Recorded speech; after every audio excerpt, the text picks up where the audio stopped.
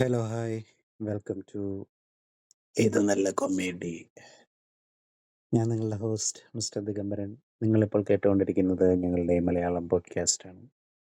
സ്പോട്ടിഫൈയിൽ ഞങ്ങളെ കേട്ടുകൊണ്ടിരിക്കുന്ന എല്ലാവർക്കും സ്പെഷ്യൽ താങ്ക്സ്. ഞങ്ങളിപ്പോൾ സ്പോട്ടിഫൈയിൽ മാത്രമല്ല ആമസോൺ മ്യൂസിക്കിലും ആപ്പിൾ മ്യൂസിക്കിലും കൂടാതെ Jio Saavn, pocket cast, caster F M മുതലായ പ്ലാറ്റ്ഫോമുകളിലൊക്കെ അവൈലബിൾ ആണ്. അവിടെയൊക്കെ ഞങ്ങളെ ചെക്കൗട്ട് ചെയ്യുക. ഞങ്ങളുടെ യൂട്യൂബ് സബ്സ്ക്രൈബേഴ്സിന് ഹൃദയത്തിൽ നിന്നുള്ള നന്ദി രേഖപ്പെടുത്തുകയാണ്.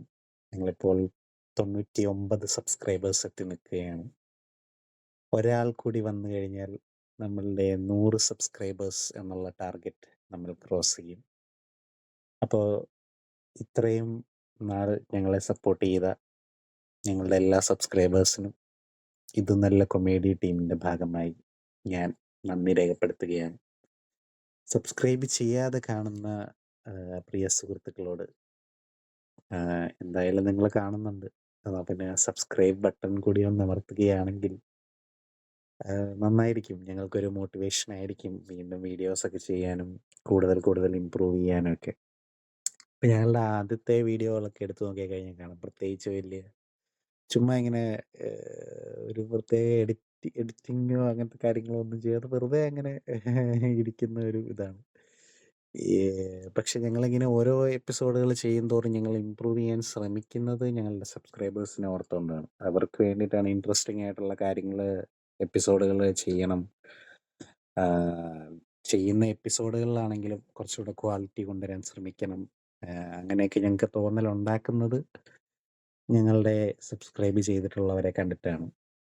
അപ്പോൾ നിങ്ങൾ കൂടി ഇങ്ങനെ സബ്സ്ക്രൈബ് ചെയ്താൽ ഞങ്ങൾക്ക് എന്താ പറയുന്നത്, കൂടുതൽ ഉന്മേഷത്തോടെ കൂടുതൽ നന്നായി ചെയ്യാനായിട്ടുള്ളൊരു പ്രചോദനം കിട്ടും.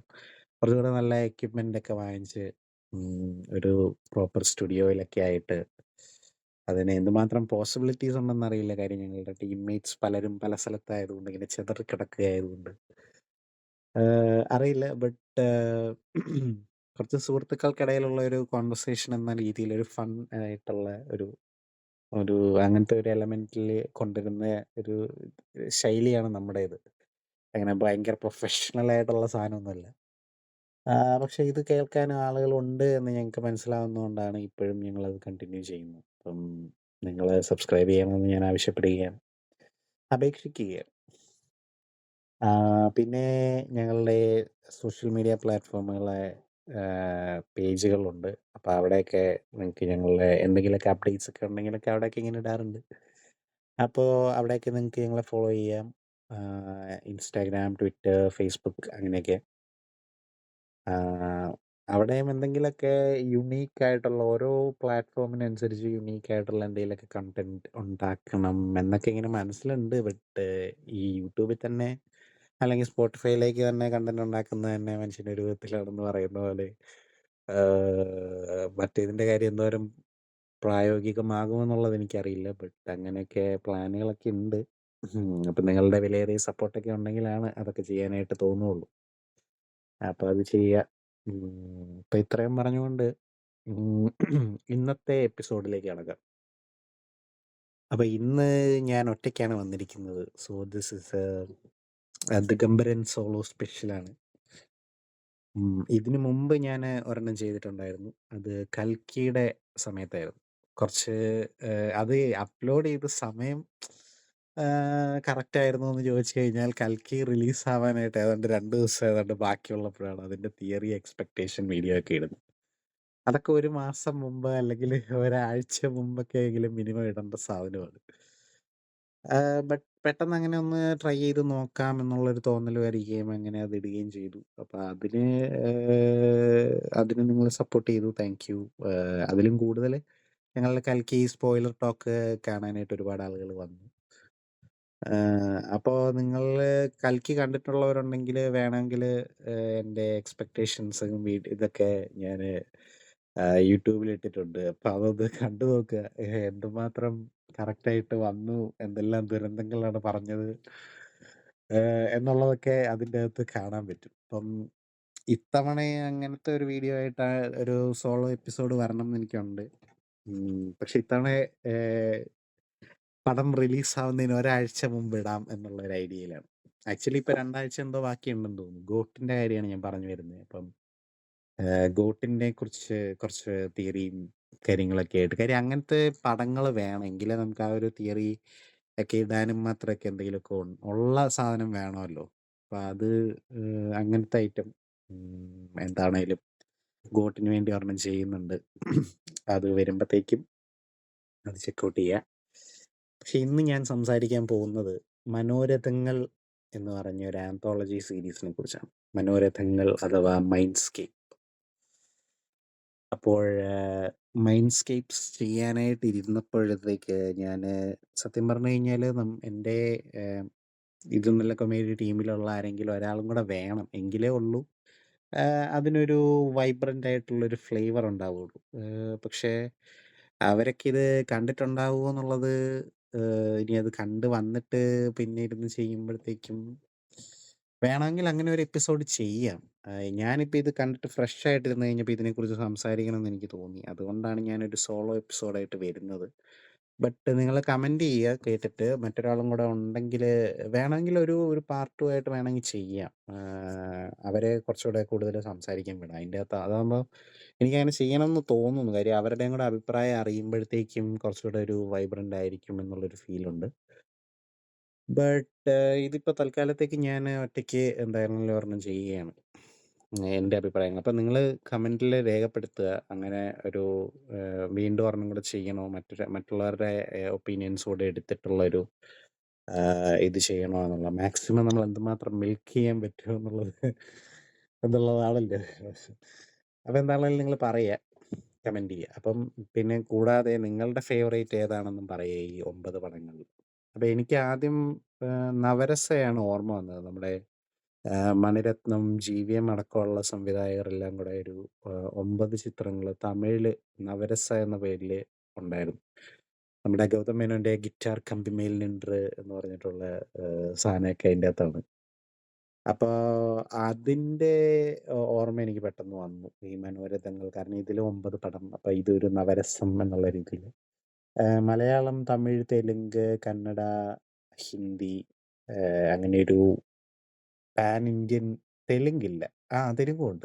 ശരിയാ. അപ്പം അങ്ങനെ ഒരു പാൻ ഇന്ത്യൻ ഇതിലാണ് സംഭവം പുറത്ത് വന്നിരിക്കുന്നത്. ഓഗസ്റ്റ് 15-ാം തീയതിയാണ് റിലീസായിരിക്കുന്നത്.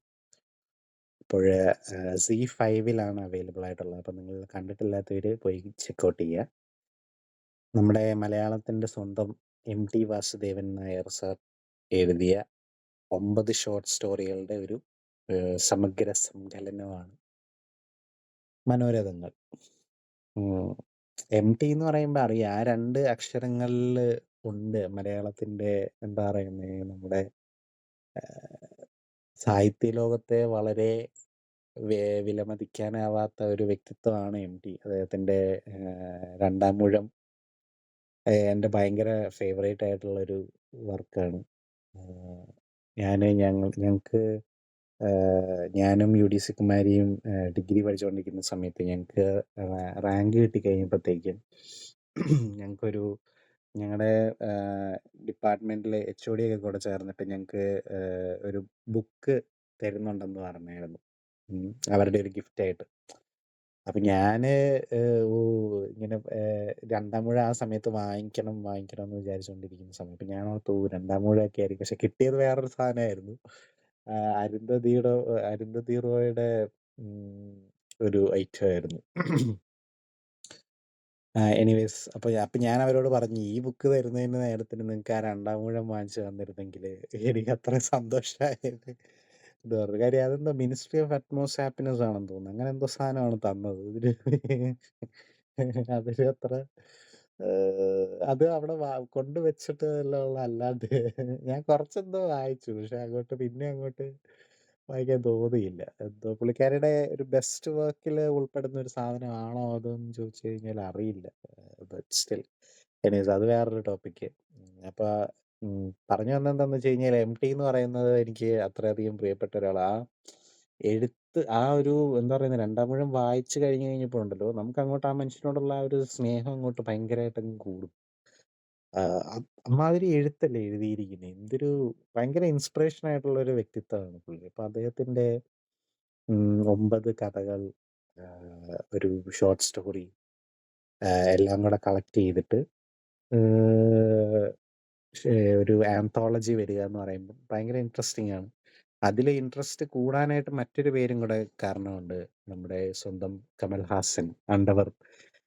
നിങ്ങൾക്കറിയാം, ഞാന് ഞങ്ങളുടെ പല എപ്പിസോഡുകളിലും പറഞ്ഞിട്ടുണ്ട്. ഞങ്ങളൊരു കട്ട കമൽ ഫാൻസാണ് ഇവിടെ ഉള്ളത്. അപ്പം അദ്ദേഹം ഇത് പ്രസന്റ് ചെയ്യുന്നു എന്ന് പറയുമ്പത്തേക്കും അതും ഭയങ്കര ഇൻട്രസ്റ്റിംഗ് ആയിട്ട് തോന്നി. പിന്നെ അതിന് പുറമെ നമ്മുടെ മലയാളത്തിന്റെ സ്വന്തം മമ്മൂട്ടി, മോഹൻലാൽ, പിന്നെ ഫഹദ് ഫാസിൽ, ബിജു മേനോൻ, ഇന്ദ്രജിത്ത്, അങ്ങനെയുള്ള ആൾക്കാരൊക്കെ ഉണ്ട്. അപ്പം എന്താ പറയുന്നത്, മൊത്തത്തിലൊരു ലെജൻസിന്റെ ഒരു സംഗമം എന്നൊക്കെ പറയാവുന്ന പോലെ ഒരു സംഭവം ആയതുകൊണ്ട് തന്നെ ഇത് ചെക്കൗട്ട് ചെയ്യണം എന്ന് ഭയങ്കര ആഗ്രഹം. അങ്ങനെ ഞാൻ 9 പടങ്ങളും കണ്ടു. അപ്പം അതില് ഉം, ഇതിപ്പം എങ്ങനെ കാണണം എന്നുള്ളത് എന്നോട് ചോദിക്കുകയാണെങ്കില്, ഞാൻ സത്യം പറഞ്ഞാൽ ഒരു ബ്രേക്ക് എടുത്തിട്ടാണ് മൊത്തം കണ്ടു തീർത്തത്. നിങ്ങൾക്ക് ഒറ്റ സ്ട്രെച്ചിൽ വേണമെങ്കിൽ കാണാം. ഞാൻ ആദ്യത്തെ ഒരു 5 പടം കണ്ടു കഴിഞ്ഞിട്ട് പിന്നെ ബാക്കി 4 അടുത്ത ദിവസം, അങ്ങനെയാണ് 2 ദിവസം എടുത്താണ് ഞാൻ കണ്ടത്. ആഹ് അതപ്പോ എൻ്റെ അഭിപ്രായത്തില് ഒരു ബ്രേക്ക് എടുത്ത് കാണുന്നതായിരിക്കും കുറച്ചുകൂടെ നല്ലതെന്ന് എനിക്ക് തോന്നുന്നു. കാര്യം ഓരോന്നിലും ചിന്തിക്കാനായിട്ടും നിങ്ങൾക്കതൊന്ന് ഡൈജസ്റ്റ് ചെയ്യാനായിട്ട് കുറച്ച് നേരം അതിനെക്കുറിച്ചൊന്ന് ഡൈഗ്രസ് ചെയ്യാൻ വേണ്ടി മാത്രം ഓരോന്നിലും ഓരോ എലമെന്റ്സ് ഒക്കെ ഉണ്ട്. അപ്പം നിങ്ങൾക്ക് കുറച്ചൊക്കെ ഒന്ന് ചിന്തിച്ച്, ആലോചിച്ച്, ആ ഒരു ഇതൊന്ന് സേവർ ചെയ്ത്, ആ ഒരു ഫ്ലേവർ അനുഭവിച്ചിട്ട് കാണുന്നതായിരിക്കും നല്ലതെന്ന് എൻ്റെ അഭിപ്രായം. അതല്ല നിങ്ങൾക്ക് ഒറ്റ സ്ട്രെച്ചില് ഇരുന്ന് കാണുന്നുണ്ടെങ്കിൽ, ബിഞ്ച് വാച്ച് പോലെ കാണുന്നുണ്ടെങ്കിൽ അങ്ങനെയാണേലും കാണാം. മൊത്തത്തിൽ വളരെ നല്ല രസമുള്ള ഒരു പരിപാടിയാണ്. എനിക്ക് ആന്തോളജി മലയാളത്തില് ആണെന്ന് തോന്നുന്നു ഞാൻ ആദ്യമായിട്ട് ഇങ്ങനെ ഒരു ആന്തോളജി ആഹ്, സീരീസിലോട്ട് എന്നെ പരിചയപ്പെടുത്തുന്നത് തന്നെ മലയാളത്തിലാണെന്നാണ് എൻ്റെ ഓർമ്മ. കേരള കഫേ ആണെന്ന് തോന്നുന്നു ഞാൻ ആദ്യമായിട്ട് കാണുന്ന ഒരു ആന്തോളജി സീരീസ് എന്നാണ് എൻ്റെ ഓർമ്മയില്. ഒരുപക്ഷെ മലയാളത്തിലെ ആദ്യത്തെ ആന്തോളജി സീരീസും കേരള കഫേ ആണെന്നാണ് ആഹ്, എൻ്റെ മനസ്സില്. ഒന്ന് തപ്പി നോക്കണം. ഉം. അതെനിക്ക് ഭയങ്കര ഇഷ്ടപ്പെട്ട ഒരു ഒരു ആന്തോളജി സീരീസ് ആയിരുന്നു. അതില് ഫഹദ് ഫാസിലിന്റെ ആ എപ്പിസോഡൊക്കെ ഭയങ്കര ആഹ്, ആഹ്, എന്താ പറയുന്നെ, ഭയങ്കര ഇൻട്രസ്റ്റിംഗ് ആയിരുന്നു. ഉം. ചിത്രമേളയാണ് മലയാളത്തിലെ ആദ്യത്തെ ആന്തോളജി സീരീസ്. 1967 വന്നു. അത് ടി.എസ്. മുത്തയ്യ ഡയറക്റ്റ് ചെയ്ത് പ്രൊഡ്യൂസ് ചെയ്ത്, അതാണ് മലയാള സിനിമയിലെ ആദ്യത്തെ ആന്തോളജി ഫിലിം. ഇപ്പൊ കേരള സ്റ്റോറി അല്ല. അപ്പൊ ഐ മീൻ കേരള കഫേ അല്ല, കേരള സ്റ്റോറി. കേരള സ്റ്റോറിനെ കുറിച്ച് ഞങ്ങൾ ഒരു എപ്പിസോഡ് ചെയ്തിട്ടുണ്ട്. അപ്പൊ അത് നിങ്ങൾ വേണമെങ്കിൽ ഒന്ന് കണ്ടു നോക്കാൻ കേട്ടോ. അതും ഒരു എന്താ പറയുന്നത്, ഞങ്ങളുടെ ഒരു ഇൻട്രസ്റ്റിംഗ് ആയിട്ടുള്ള അതിന്റെ 2 എപ്പിസോഡുകൾ ഞങ്ങൾ ചെയ്തിട്ടുണ്ട്. ഒരെണ്ണം സ്പോട്ടിഫൈയിലും ഒരെണ്ണം യൂട്യൂബിലും അവൈലബിൾ ആണ്. അല്ല, ഒരെണ്ണം എന്ന് പറഞ്ഞു കഴിഞ്ഞാൽ, അതായത് 2 സ്പോട്ടിഫൈയിൽ അവൈലബിൾ ആണ്. ഒരെണ്ണം അതിന്റെ ഫൺ ടേക്ക്, അതിന്റെ കൊമേഡികളൊക്കെ പറഞ്ഞുകൊണ്ടുള്ള ഒരു സാധനം. മറ്റേത് കുറച്ചുകൂടെ സീരിയസ് ആയിട്ടുള്ള ഒരു സാധനമുണ്ട്. അതിന്റെ പൊളിറ്റിക്സ് അജണ്ടനെ കുറിച്ചൊക്കെ സംസാരിക്കുന്നത്. അത് സ്പോട്ടിഫൈയിലുണ്ട്. യൂട്യൂബില് ഇതുവരെ ചെയ്തിട്ടില്ല, അപ്ലോഡ് ചെയ്യാം. അത് അതിന്റെ കുറച്ച് കമന്റുകളൊക്കെ കൂടെ എടുത്തിട്ടേ ഇങ്ങനെ ഒന്ന് കമ്പൈൽ ചെയ്തിട്ട് വേണം, ഒന്ന് എഡിറ്റ് ചെയ്തിട്ട് ഇടാനുണ്ട്. അപ്പൊ അതൊക്കെ ചെയ്തിട്ട് അതിടാം. അപ്പം കേരള കഫേ, കേരള കഫേ ആണ് എൻ്റെ ഫസ്റ്റ് ആന്തോളജി എന്നാണ് എനിക്ക് തോന്നുന്നത്. അതും മലയാളത്തിലാണ്. അപ്പൊ ഞാൻ ഈ 10, അതിലെന്തോ 15 പടമോ, എത്ര പടം ഉണ്ടായിരുന്നു അതില്, അത് ഞാൻ ഓർക്കുന്നില്ല. 10 പടങ്ങളാണെന്നാണ് എൻ്റെ ഓർമ്മയിൽ. അതാണ് എൻ്റെ ഫസ്റ്റ് ഇങ്ങനെ ഒരു ആന്തോളജി സീരീസിലേക്കുള്ള ഒരു ഇൻട്രൊഡക്ഷൻ എന്ന് പറയുന്നത്. അതിലും നമ്മുടെ അത് പ്രൊഡ്യൂസ് ചെയ്തത് നമ്മുടെ രഞ്ജിത്താണ്. ഇതില് മനോരഥങ്ങളില് ഒരെണ്ണം ഡയറക്റ്റ് ചെയ്തിരിക്കുന്നത് രഞ്ജിത്താണ്. അപ്പം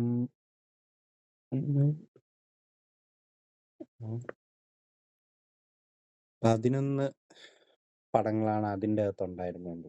എനിവേസ് ഇപ്പം മനോരഥങ്ങളിലേക്ക് വരികയാണെങ്കില് 9 ചിത്രങ്ങൾ. ഓളവും തീരവും ഡയറക്റ്റഡ് ബൈ പ്രിയദർശൻ. നമ്മുടെ ലാലേട്ടൻ, ദുർഗാകൃഷ്ണയൊക്കെയുണ്ട്, മാമുക്കോയൊക്കെയുണ്ട്. പിന്നെ കടുകണ്ണാവ ഒരു യാത്രക്കുറിപ്പ്, രഞ്ജിത്ത് ഡയറക്റ്റ് ചെയ്തിരിക്കുന്നു.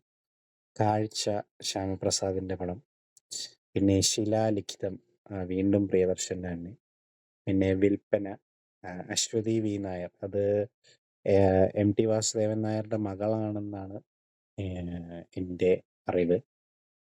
പിന്നെ ഷെർലോക്ക്, അത് മഹേഷ് നാരായൺ.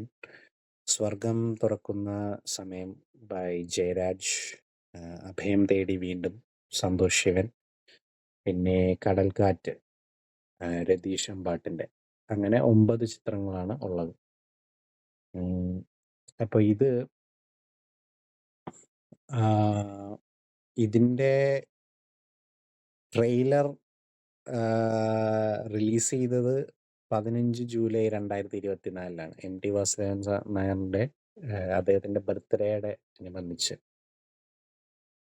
അപ്പോൾ ഇതിൻ്റെ ട്രെയിലർ ലോഞ്ചിൻ്റെ സമയത്താണ് മറ്റേ ആസിഫ് അലി രമേശ് നാരായണനെ മെമെൻറ്റോ പ്രസൻറ്റ് ചെയ്യേണ്ട വരികയും പിന്നീട് അതൊരു വലിയ കോൺട്രവേഴ്സി ആയിട്ട് മാറി. അദ്ദേഹം അത് ജയരാജിനെ കൊണ്ട് വാങ്ങിപ്പിച്ചതും അങ്ങനത്തെ പരിപാടികളൊക്കെ നടന്ന ആ സമയത്താണ്. അപ്പോൾ അത് ഇതിൻ്റെ ട്രെയിലർ ലോഞ്ചിൻ്റെ സമയത്തായിരുന്നു.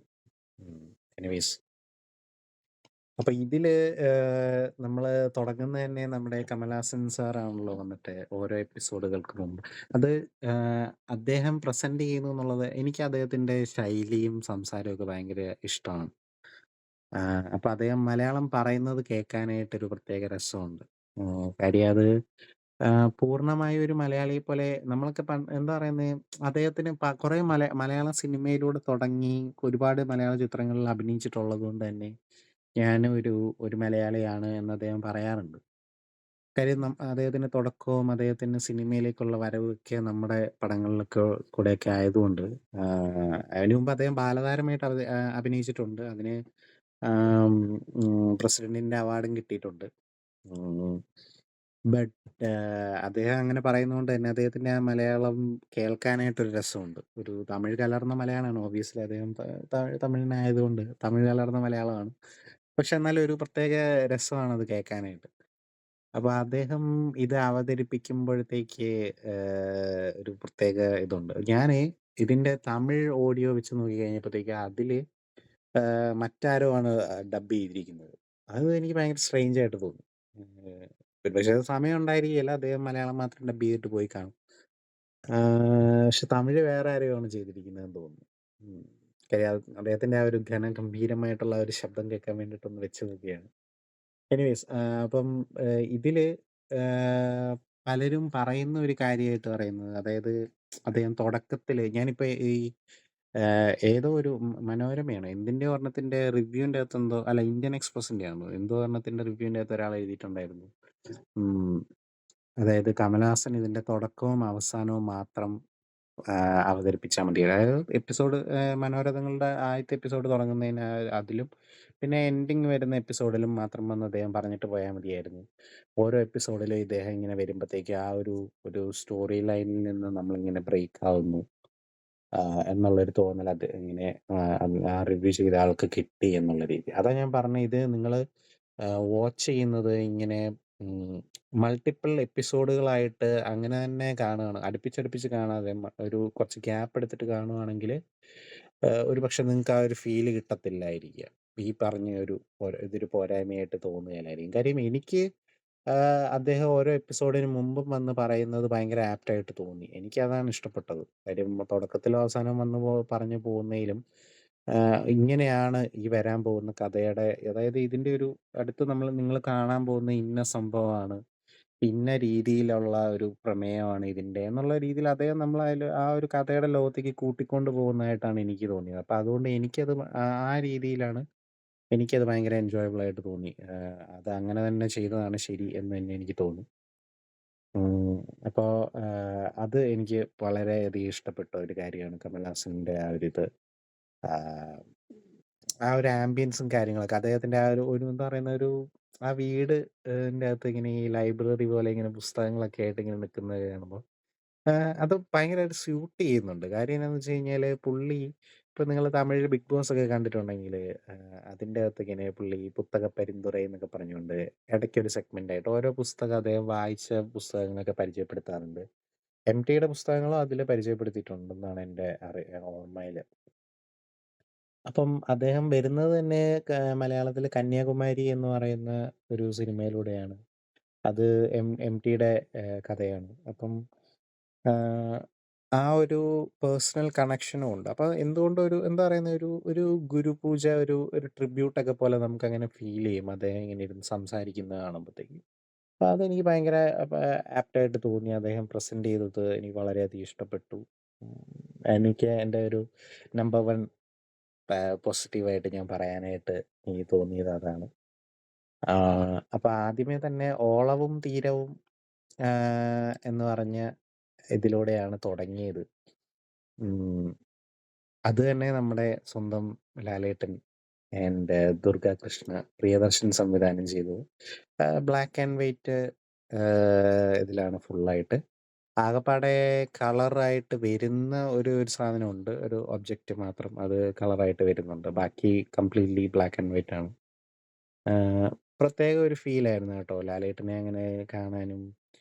ആഹ്, എനിക്ക് സത്യം പറഞ്ഞു കഴിഞ്ഞാല് ഓളവും തീരവും കണ്ടോണ്ടിരുന്നപ്പോ എനിക്ക് ഓർമ്മ വന്നത് മറ്റൊരു അനശ്വരനായിട്ടുള്ള ഒരു നടനെയാണ്.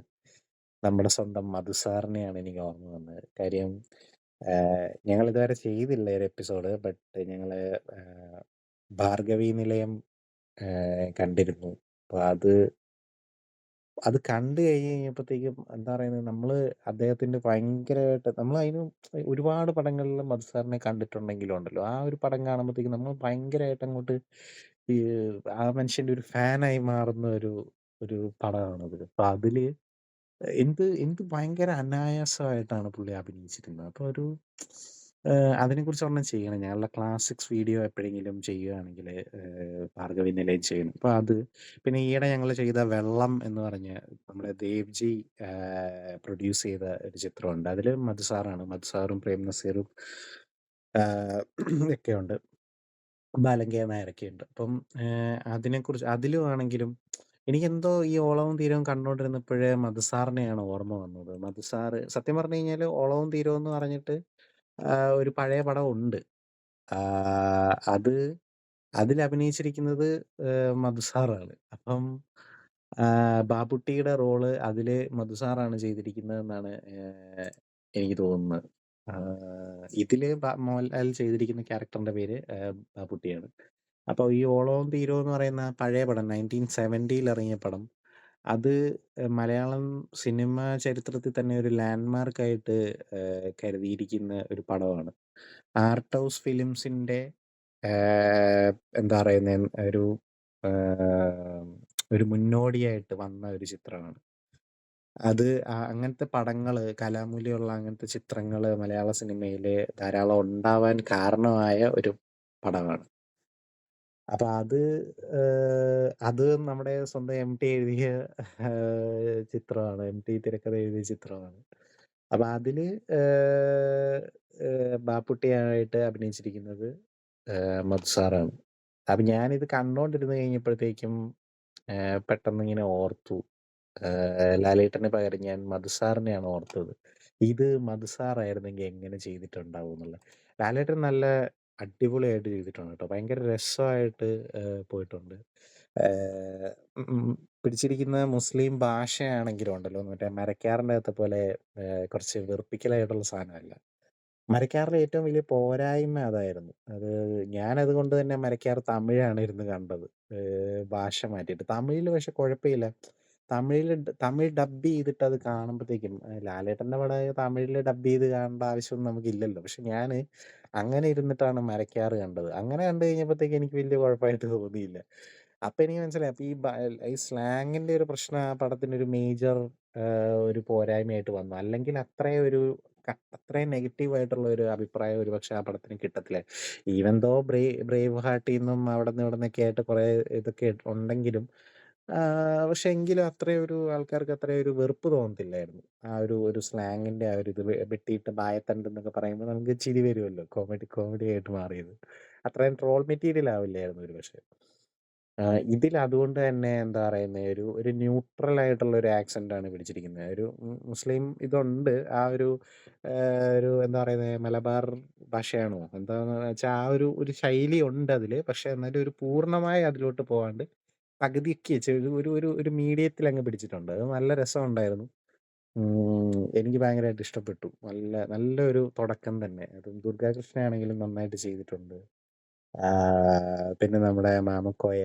മാമുക്കോയയുടെയൊക്കെ ഒരു ശബ്ദം ഇതില് ഭയങ്കര ഡിഫറന്റ് ആണ്.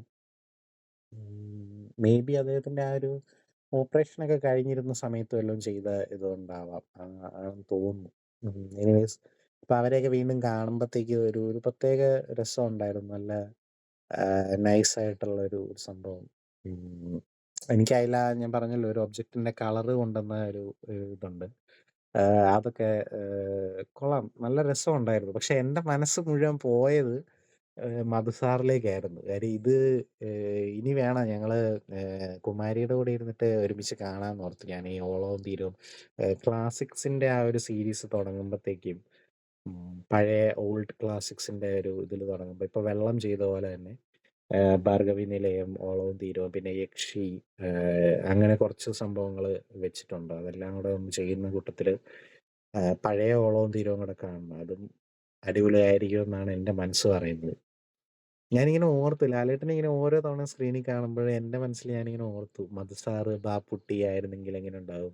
കാര്യം പക്കാ ക്യാരക്ടർ അത് തന്നെ. നമുക്ക് വെള്ളത്തിന്റെ അകത്താണേലും പുള്ളി ഏതാണ്ട് ആ ഒരു സംഭവങ്ങളൊക്കെ ഉണ്ട്. ഈറ്റ വെട്ടാൻ പോകുന്നതും ഒക്കെ ഉണ്ട്. അപ്പം ഇതിലും അത് ഒരു എന്താ പറയുന്നെ ടിമ്പർ തടി പിടിക്കുന്ന ആളായിട്ടാണ് ഇതിലെ ലാലേട്ടന്റെ ക്യാരക്ടർ. അപ്പൊ അതുപോലത്തെ ആ ഒരു ഇത് തന്നെയായിരിക്കണം മറ്റേ ഇതിന്റെ അകത്ത് ഈ വെള്ളത്തിന്റെ അകത്തൊക്കെ അങ്ങനെയായിരുന്നല്ലോ സാറ് ഈറ്റയൊക്കെ വെട്ടി അങ്ങനെ ബിസിനസ് ചെയ്താണ് തരകൻ മുതലാളിയാവുന്നതൊക്കെ. അപ്പൊ വെള്ളത്തിന്റെ ഇത് കണ്ടിട്ടില്ലാത്തവര് നിങ്ങൾ ആ എപ്പിസോഡ് പോയി കാണുക കേട്ടോ. ആ എപ്പിസോഡ് കാണുക, അതിലുപരി ആ പടം എന്തായാലും പോയി കണ്ടിരിക്കണം. നിങ്ങൾക്ക് ഭയങ്കരമായിട്ട് ഇഷ്ടപ്പെടും. എന്താ പറയുന്നത് അതൊക്കെ ടൈംലെസ് ക്ലാസിക്കുകളാണ് ഇങ്ങനത്തെ ചിത്രങ്ങളൊക്കെ. 2018 ഒന്നും അല്ല, അതിന് മുന്നേ വെള്ളപ്പൊക്കത്തെ കുറിച്ച് സംസാരിച്ച പടമാണ്. എനിവേസ് അപ്പൊ അങ്ങനെ ഓളവും തീരവും അല്ലാണ്ട് പ്രത്യേകിച്ച് എനിക്കൊന്നും പറയാനില്ല. വളരെ നല്ല ഒരു ചിത്രം. നമുക്കിങ്ങനെ കണ്ടോണ്ടിരിക്കാം. നല്ല രസമായിട്ടുള്ള ഒരു സംഭവമായിരുന്നു. പിന്നെ അടുത്തത് കടുകണ്ണാവ ഒരു യാത്രക്കുറിപ്പ്. രഞ്ജിത്ത് ഡയറക്റ്റ് ചെയ്ത് നമ്മുടെ സ്വന്തം മമ്മൂട്ടി അഭിനയിച്ചിരിക്കുന്ന ചിത്രം. അതും എനിക്ക് ഭയങ്കരമായിട്ട് ഇഷ്ടപ്പെട്ടു. എന്താ പറയുന്നത് ഭയങ്കര സ്വീറ്റ് ആയിട്ടുള്ള ഭയങ്കര എന്താ പറയുന്നത് മനസ്സിനെ തൊടുന്ന ഒരു ഇതാണ്. ഓളവും തീരത്തിന്റെ അകത്ത് ഒരു കാര്യം വേണമെങ്കിൽ ഒരു നെഗറ്റീവ് എന്ന് പറയാൻ പറ്റുമോന്ന് എനിക്കറിയില്ല. അതായത് സുരഭിയുടെ ക്യാരക്ടർ കുറച്ച് അത് പക്ഷെ ബ്ലാക്ക് ആൻഡ് വൈറ്റിലായതുകൊണ്ട് നമുക്ക് ചിലപ്പോൾ അത്ര ഇത് തോന്നില്ല. ഓൾഡ് ആയിട്ടാണ് അതായത് ദുർഗാകൃഷ്ണയുടെ അമ്മയായിട്ടാണ് വരുന്നത്. അപ്പൊ അത് പ്രായത്തിൻ്റെത് അതെന്തായിരിക്കും സുരഭീന് അങ്ങനെ ഒരു ചോയ്സ് എടുത്തതെന്ന് ഞാനിങ്ങനെ ആലോചിച്ചു. ഒരുപക്ഷെ പ്രായമുള്ള മറ്റാരെങ്കിലും വെക്കാൻ ആണേലും പ്രശ്നമില്ലായിരുന്നു. പക്ഷെ സുരഭീനെ എടുത്തിട്ട് കാര്യം ഇപ്പൊ വെച്ച് നോക്കുമ്പത്തേക്കും എന്താണെങ്കിലും ലാലേട്ടനേക്കാളോ അല്ലെങ്കിൽ ഇവരെക്കാളൊക്കെ യങ് ആയിട്ടുള്ള ആളാണല്ലോ. അപ്പൊ അത് എന്തായിരിക്കും എന്ന് ഞാനിങ്ങനെ ഓർത്തു. എനിവേ വേണമെങ്കിൽ ഒരു നെഗറ്റീവായിട്ട് വേണമെങ്കിൽ അത് പറയാം. പിന്നെ നമ്മുടെ ഇദ്ദേഹത്തിന്റെ ഹരീഷ് പാരഡിയുടെ ക്യാരക്ടറും കൊള്ളാം. നല്ലൊരു രസമുണ്ടായിരുന്നു കേട്ടോ. അപ്പൊ അങ്ങനെ എനിവേസ് അപ്പൊ കടുകണ്ണാവയിലേക്ക് വരികയാണെങ്കില് കടുകണ്ണാവ എനിക്കും പേഴ്സണലി കണക്ട് ചെയ്യാൻ പറ്റുന്ന കുറച്ച് കാര്യങ്ങളൊക്കെ അതിലുണ്ടായിരുന്നു. അതായത് എന്താ പറയുന്നത് മമ്മൂട്ടി അദ്ദേഹത്തിന്റെ സിസ്റ്ററെ തേടിയിട്ടാണ്. അതായത് ശ്രീലങ്കയിൽ ഉള്ള ഒരു സ്ഥലമാണ് കടുകണ്ണാവ.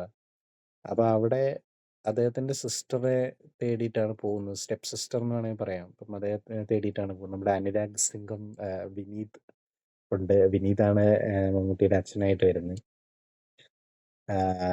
അപ്പോഴ് അച്ഛൻ്റെ മറ്റൊരു സന്താനം ഒരു മകളെ തേടിയിട്ടാണ് അദ്ദേഹത്തിന്റെ സിസ്റ്ററാണ്. അപ്പൊ മമ്മൂട്ടി അങ്ങനെ സിസ്റ്ററെ തപ്പിയാണ് വരുന്നത്. ഏഹ്, അദ്ദേഹത്തിന് അവരെ കണ്ടുപിടിച്ചോ, എന്തായി എന്നൊക്കെ ഉള്ള സംഭവങ്ങളൊക്കെയാണ് അതിലുള്ളത്.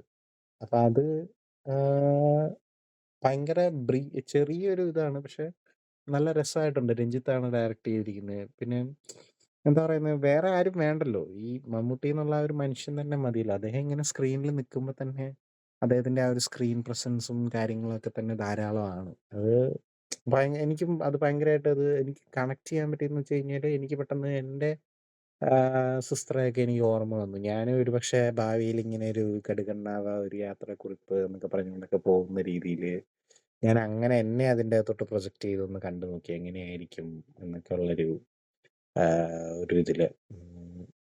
അങ്ങനെ ഉം, എന്താ പറയുന്നത്, നമുക്ക് അങ്ങനെ സംഭവിക്കാവുന്ന രീതിയിലുള്ള ഒരു ഒരു ഇതായിട്ട് എനിക്ക് തോന്നി. എനിക്കത് ഭയങ്കരമായിട്ട് എനിക്കത് പേഴ്സണലി കണക്ട് ചെയ്യാൻ പറ്റി. അപ്പം അതും എനിക്ക് ഭയങ്കരമായിട്ട് ഇഷ്ടപ്പെട്ട ഒരു സംഭവമാണ്. നമ്മുടെ സുമേഷ് മൂർ ഉണ്ട് അതിൻ്റെ അകത്ത്. പിന്നെ മമ്മൂട്ടി. ആ, അങ്ങനെ വളരെ നല്ല ഒരു ഇതാണ്. അപ്പം ഈ ഓളവും തീരത്തിനും പിന്നെ കടുകണ്ണാവയ്ക്കും രണ്ടിനും മ്യൂസിക് ഡയറക്ടർ ബിജിപാലാണ്. ഓളവും തീരത്തിൻ്റെ സിനിമാറ്റോഗ്രാഫി ചെയ്തിരിക്കുന്നത് സന്തോഷ് ശിവനാണ്. കടുകണ്ണാവയുടെ ചെയ്തിരിക്കുന്നത് സുജിത് വാസുദേവും പ്രശാന്ത് രവീന്ദ്രനും. അപ്പൊ ഇത് രണ്ടും നമ്മുടെ 2 ലെജൻഡ്സ് അഭിനയിച്ച ബിഗ് എംസ് അഭിനയിച്ച 2 എപ്പിസോഡുകളും വളരെ നല്ല നൈസായിട്ടുള്ള, രണ്ടും ഡിഫറെൻ്റ് ആയിട്ടുള്ള ഫീലിംഗ് ആണ് തരുന്നത്. ഒന്നിലൊരു ഒരു പ്രണയം, പ്രതികാരം അങ്ങനത്തെ സംഭവങ്ങളൊക്കെ ഉണ്ടെങ്കിൽ, അല്ലെങ്കിൽ ആ ഒരു ഒരു ഇതൊക്കെ വരുന്നുണ്ടെങ്കിൽ, ഒരു നഷ്ടം അങ്ങനത്തെ സംഭവങ്ങളൊക്കെ വരുന്നുണ്ടെങ്കിൽ, മറ്റേതിൽ കുറച്ചുകൂടെയും ഒരു എന്താ പറയുന്നേ, ആ ഒരു കുട്ടിക്കാലത്തിൻ്റെ കാര്യങ്ങളും പിന്നെ എന്താ പറയുന്നത്, ബന്ധങ്ങളുടെ ആ ഒരു ഒരിതും ഒക്കെ വളരെ ശക്തമായിട്ട് തന്നെ അവതരിപ്പിച്ചിട്ടുണ്ട്. ഇപ്പം രണ്ടും നല്ല മികച്ച ഒരു എന്താ പറയുക അഡീഷൻ ആയിരുന്നു ഈ ഒരു ഇതിലേക്ക്. പിന്നെ അടുത്തത് കാഴ്ച എന്ന് പറഞ്ഞുകൊണ്ട് ശ്യാമപ്രസാദ് ഡയറക്റ്റ് ചെയ്ത ചിത്രമാണ്. ഇതിൽ മ്യൂസിക് കൊടുത്തിരിക്കുന്ന ഔസേപ്പച്ചനാണ്. ഇതിലാണ് പാട്ട് ഉണ്ടെന്ന് തോന്നുന്നു. മറ്റ് രണ്ടെണ്ണത്തിൻ്റെ അകത്ത് പാട്ടില്ലായിരുന്നു. ഇതിൻ്റെ അകത്ത് പാട്ട് വരുന്നുണ്ട്. അപ്പോൾ കാഴ്ച നമ്മുടെ പാർവതി,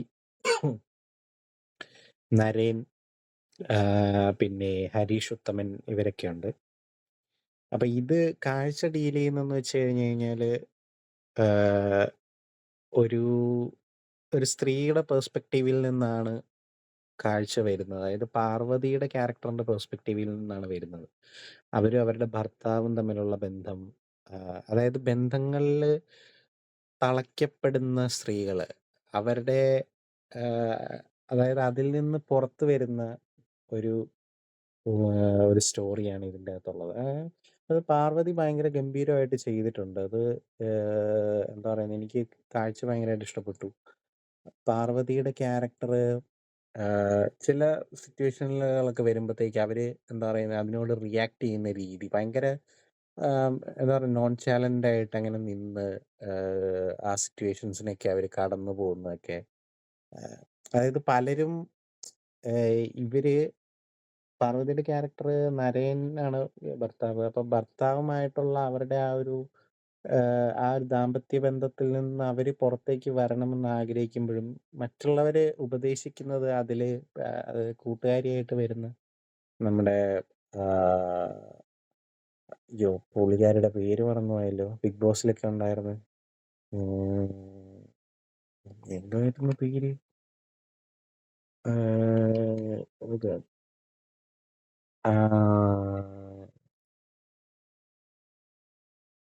പേര് ഓക്കെ, പേര് മറന്നുപോയി. കൂട്ടുകാരിയൊക്കെ ഇങ്ങനെ ഉപദേശിക്കുന്നുണ്ട് പുള്ളിക്കാരിനെ. അതായത് എങ്ങനെയെങ്കിലൊക്കെ അതിലങ്ങ് നിൽക്ക് എന്നുള്ള രീതിയിൽ. പക്ഷെ അത് ഈ നമ്മുടെ പാർവതിയുടെ ക്യാരക്ടർ അതിനെ അതിനെ എങ്ങനെ അവര് അത് കടന്നു പോകുന്നു എന്നുള്ളതൊക്കെ കാണുമ്പോഴത്തേക്ക് അത് നല്ല രസമുള്ള ഒരു പരിപാടിയാണ്. പക്ഷെ ഞാൻ അവരുടെ പേര് ആലോചിക്കുന്നു, പക്ഷെ ആ പേര് അങ്ങോട്ട് വരുന്നില്ല. എന്തായിരുന്നു അവരുടെ പേര്? എന്താണ്, നോക്കാം, പിന്നെ നോക്കാം. അപ്പം അതില് ആണ് ഗാനങ്ങള് ആദ്യമായിട്ട് ഇതില് വരുന്നതെന്ന് എനിക്ക് തോന്നുന്നു. അപ്പൊ കാഴ്ചയിലും ഈ ഒരു, അതായത് അതില് മുത്തശ്ശിയുടെ ക്യാരക്ടറൊക്കെ ഉണ്ട്. എനിക്കിതിപ്പം സ്പോയിലറായിട്ട് ഇനിയിപ്പം ഞാനത് കൂടുതൽ ഡീറ്റെയിൽഡ് ആയിട്ട് പറഞ്ഞിട്ട് സ്പോയിലറായിട്ട് ചർച്ച ചെയ്യണോ അതോ ജസ്റ്റ് ഇങ്ങനെ ഒരു പറഞ്ഞു പോയാൽ മതിയോ എന്നുള്ള ഒരു ഇതിലാണ്. അപ്പം അത് എന്താ പറയുന്നേ, നമുക്കത് ഭയങ്കര ടിയുടെ കഥകളും കാര്യങ്ങളൊക്കെ ഇപ്പോഴും നമുക്ക് ഇഷ്ടപ്പെടുകയും അത് ഇപ്പോഴും എന്താ പറയുന്നത്, കാലാനുവർത്തി എന്നൊക്കെ പറയത്തില്ല, അതായത് ഒരു ഒരു ടൈംലെസ് ആയിട്ട് നിൽക്കാനായിട്ട് കാരണം എന്ന് പറയുന്നത് അദ്ദേഹത്തിന്റെ ആ ഒരു മോഡേൺ ആയിട്ടുള്ള ഒരു ചിന്താഗതിയാണ്. അപ്പൊ ആ ഒരു എലമെന്റ്സും കാര്യങ്ങളൊക്കെ ഒരു പക്ഷെ അദ്ദേഹത്തിന്റെ അമ്മയിൽ നിന്ന് അങ്ങനത്തെ ഒരു ഒരു ഇൻഫ്ലുവൻസ് ഉണ്ടായിരിക്കാം. അപ്പൊ അങ്ങനത്തെ ശക്തമായിട്ടുള്ള സ്ത്രീ കഥാപാത്രങ്ങളാണ് മിക്കവാറും അദ്ദേഹത്തിന്റെ കൃതികളിലൊക്കെ ഉണ്ടാവാറ്. അപ്പൊ അതിന്റെയൊക്കെ ഒരു ഇൻസ്പിറേഷൻ എന്ന് പറയുന്നത് അദ്ദേഹത്തിന്റെ അമ്മയായിരിക്കാം. അപ്പം അതുകൊണ്ടാണ് ഇങ്ങനെയൊക്കെയുള്ള വളരെ, എന്താ പറയുന്നേ, ഇതൊക്കെ എഴുതിയ സമയത്തൊക്കെ എന്നൊക്കെ പറയുമ്പോൾ വളരെ ബോൾഡ് ആയിട്ടുള്ള ഒരു അറ്റംപ്റ്റ് ആണ് ഇങ്ങനത്തെ കാര്യങ്ങൾ, ഇങ്ങനത്തെ ക്യാരക്ടേഴ്സിനെയൊക്കെ ഉണ്ടാക്കുന്നത്. പാർവതിയുടെ ആ ഒരു ക്യാരക്ടർ ആണെങ്കിലും അതുപോലെ ഒന്നാണ്. ഇപ്പം ഇപ്പോഴത്തെ നമ്മുടെ സിനിമയിലെ ബോൾഡ് എന്ന് പറയുന്ന ബോൾഡ് അല്ല ഇത്. അതായത് ഇപ്പോഴത്തെ കാലഘട്ടത്തിലെ ബോൾഡ് എന്ന് പറയുന്നതിന്റെ അർത്ഥം ആ ഒരു കുറച്ചുകൂടെ, എന്താ പറയുന്നേ, ഗ്ലാമർ അല്ലെങ്കിൽ അങ്ങനത്തെ രീതിയിലുള്ള എലമെന്റ്സ് ഒക്കെ കൊണ്ടുവരുമ്പോഴത്തേക്ക് അങ്ങനത്തെ ബോൾഡ് അല്ല ഈ ബോൾഡ്. ഇത് കുറച്ചുകൂടെ എന്താ പറയുന്നത്, അവര് ഫേസ് ചെയ്യുന്ന സിറ്റുവേഷനെ എങ്ങനെ നേരിടുന്നു, ആ ഒരു ടൈപ്പ് ഓഫ് ജീവിതത്തിലെ പ്രതിസന്ധികളെയൊക്കെ വരുമ്പോഴത്തേക്ക് എങ്ങനെ ഫേസ് ചെയ്യുന്നു എന്നുള്ള അങ്ങനത്തെ ഒരു ബോൾഡ് ഉണ്ട്. ആ ബോൾഡാണ്. എനിവേസ്, അപ്പം ഇതില് കൂട്ടുകാരി അടക്കം പലരും പാർവതിയുടെ ക്യാരക്ടറിനെ ഉപദേശിക്കുന്നത് എങ്ങനെയെങ്കിലൊക്കെ പിടിച്ചു നിൽക്ക് എന്നുള്ള രീതിയിലാണ്, ഭർത്താവുമായിട്ടുള്ള ബന്ധം. പക്ഷെ അത് പുള്ളിക്കാരി അതിനോടൊക്കെ ഒരു ഒരു നിസ്സംഗമായിട്ടുള്ള ഒരു ഒരു മനോഭാവത്തിലാണ് അത് നിൽക്കുന്നത്. അത് ഭയങ്കര കൃത്യമായിട്ട്, അത് ഇച്ചിരി, എന്താ പറയുന്നേ, ആ ഭാവങ്ങളും കാര്യങ്ങളൊക്കെ അവരുടെ മുഖത്ത് കണ്ണുകളിലൊക്കെ ആയിട്ട്, അതായത് അവര് പ്രത്യേകിച്ചൊന്നും ചെയ്യാതെ നിൽക്കുന്നെന്ന് നമുക്ക് തോന്നുന്ന സിറ്റുവേഷനിൽ പോലും അത് അങ്ങനെയല്ല. അതില് അവരുടെ മനസ്സിലൂടെ പല രീതിയിലുള്ള ഇമോഷൻസ് കടന്നു പോകുന്നുണ്ട് എന്നുള്ളത് അവരുടെ ആ കണ്ണുകളിലൊക്കെ നമുക്ക് കാണാം. അപ്പൊ അതുപോലത്തെ നല്ലൊരു ഒരു പാർവതിക്ക് വളരെ സിമ്പിൾ ആയിട്ടുള്ള ഒരു റോളാണെന്നാണ് എനിക്ക് തോന്നുന്നത്. കാര്യം അത്രയും കഴിവുള്ള ഒരു അഭിനേത്രിയാണ്. മഞ്ജു പത്രോസ്, അതാണ്. യെസ് യെസ്, അതാണ് ഞാൻ തപ്പിക്കൊണ്ടിരുന്ന പേര്. എനിവേസ്, അപ്പം അങ്ങനത്തെ ഒരു റോളാണ് വളരെ നന്നായിട്ട് അവർ ചെയ്തിട്ടുണ്ട്. പിന്നെ ശ്യാമപ്രസാദിന്റെ ഇത്, എന്താ പറയുന്നത്, ഡയറക്ഷനും കൂടെ ആയതുകൊണ്ട്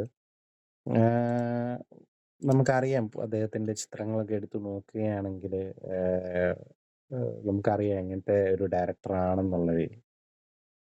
അപ്പം അത് വളരെ നല്ല നല്ല രീതിയിൽ ചെയ്തിട്ടുണ്ട്. ഒരേ കടൽ ഒക്കെ പറയുന്ന, ഒരേ കടൽ കണ്ടിട്ടുണ്ടാവുമല്ലോ, മമ്മൂട്ടിയുടെയും മീര ജാസ്മിനൊക്കെ ഉള്ളത്. അപ്പൊ അത് ആ ഒരു ടൈപ്പ് എന്ന് വേണമെങ്കിൽ പറയാം. ബട്ട് ഇതൊരു ഒരു ഫീമെയിൽ ഓറിയന്റഡ്, ഫീമെയിൽ പെർസ്പെക്റ്റീവിൽ നിന്ന് വരുന്ന ഒരു സംഭവമാണ്. വളരെ നല്ല മനോഹരമായിട്ടാണ് അത് അവതരിപ്പിച്ചിരിക്കുന്നത്. അതിന്റെ എൻഡിങ് ഒക്കെ ആണെങ്കിലും എനിക്ക് വളരെയധികം ഇഷ്ടപ്പെട്ടു. അപ്പൊ എനിക്ക് ഈ മനോരഥങ്ങളിൽ ഇഷ്ടപ്പെട്ട, ആദ്യം ഞാൻ കണ്ട 3 തന്നെ എനിക്ക് വളരെയധികം ഇഷ്ടപ്പെട്ടു. പിന്നത്തേത്, പിന്നെ അടുത്ത് ഞാൻ കണ്ടത്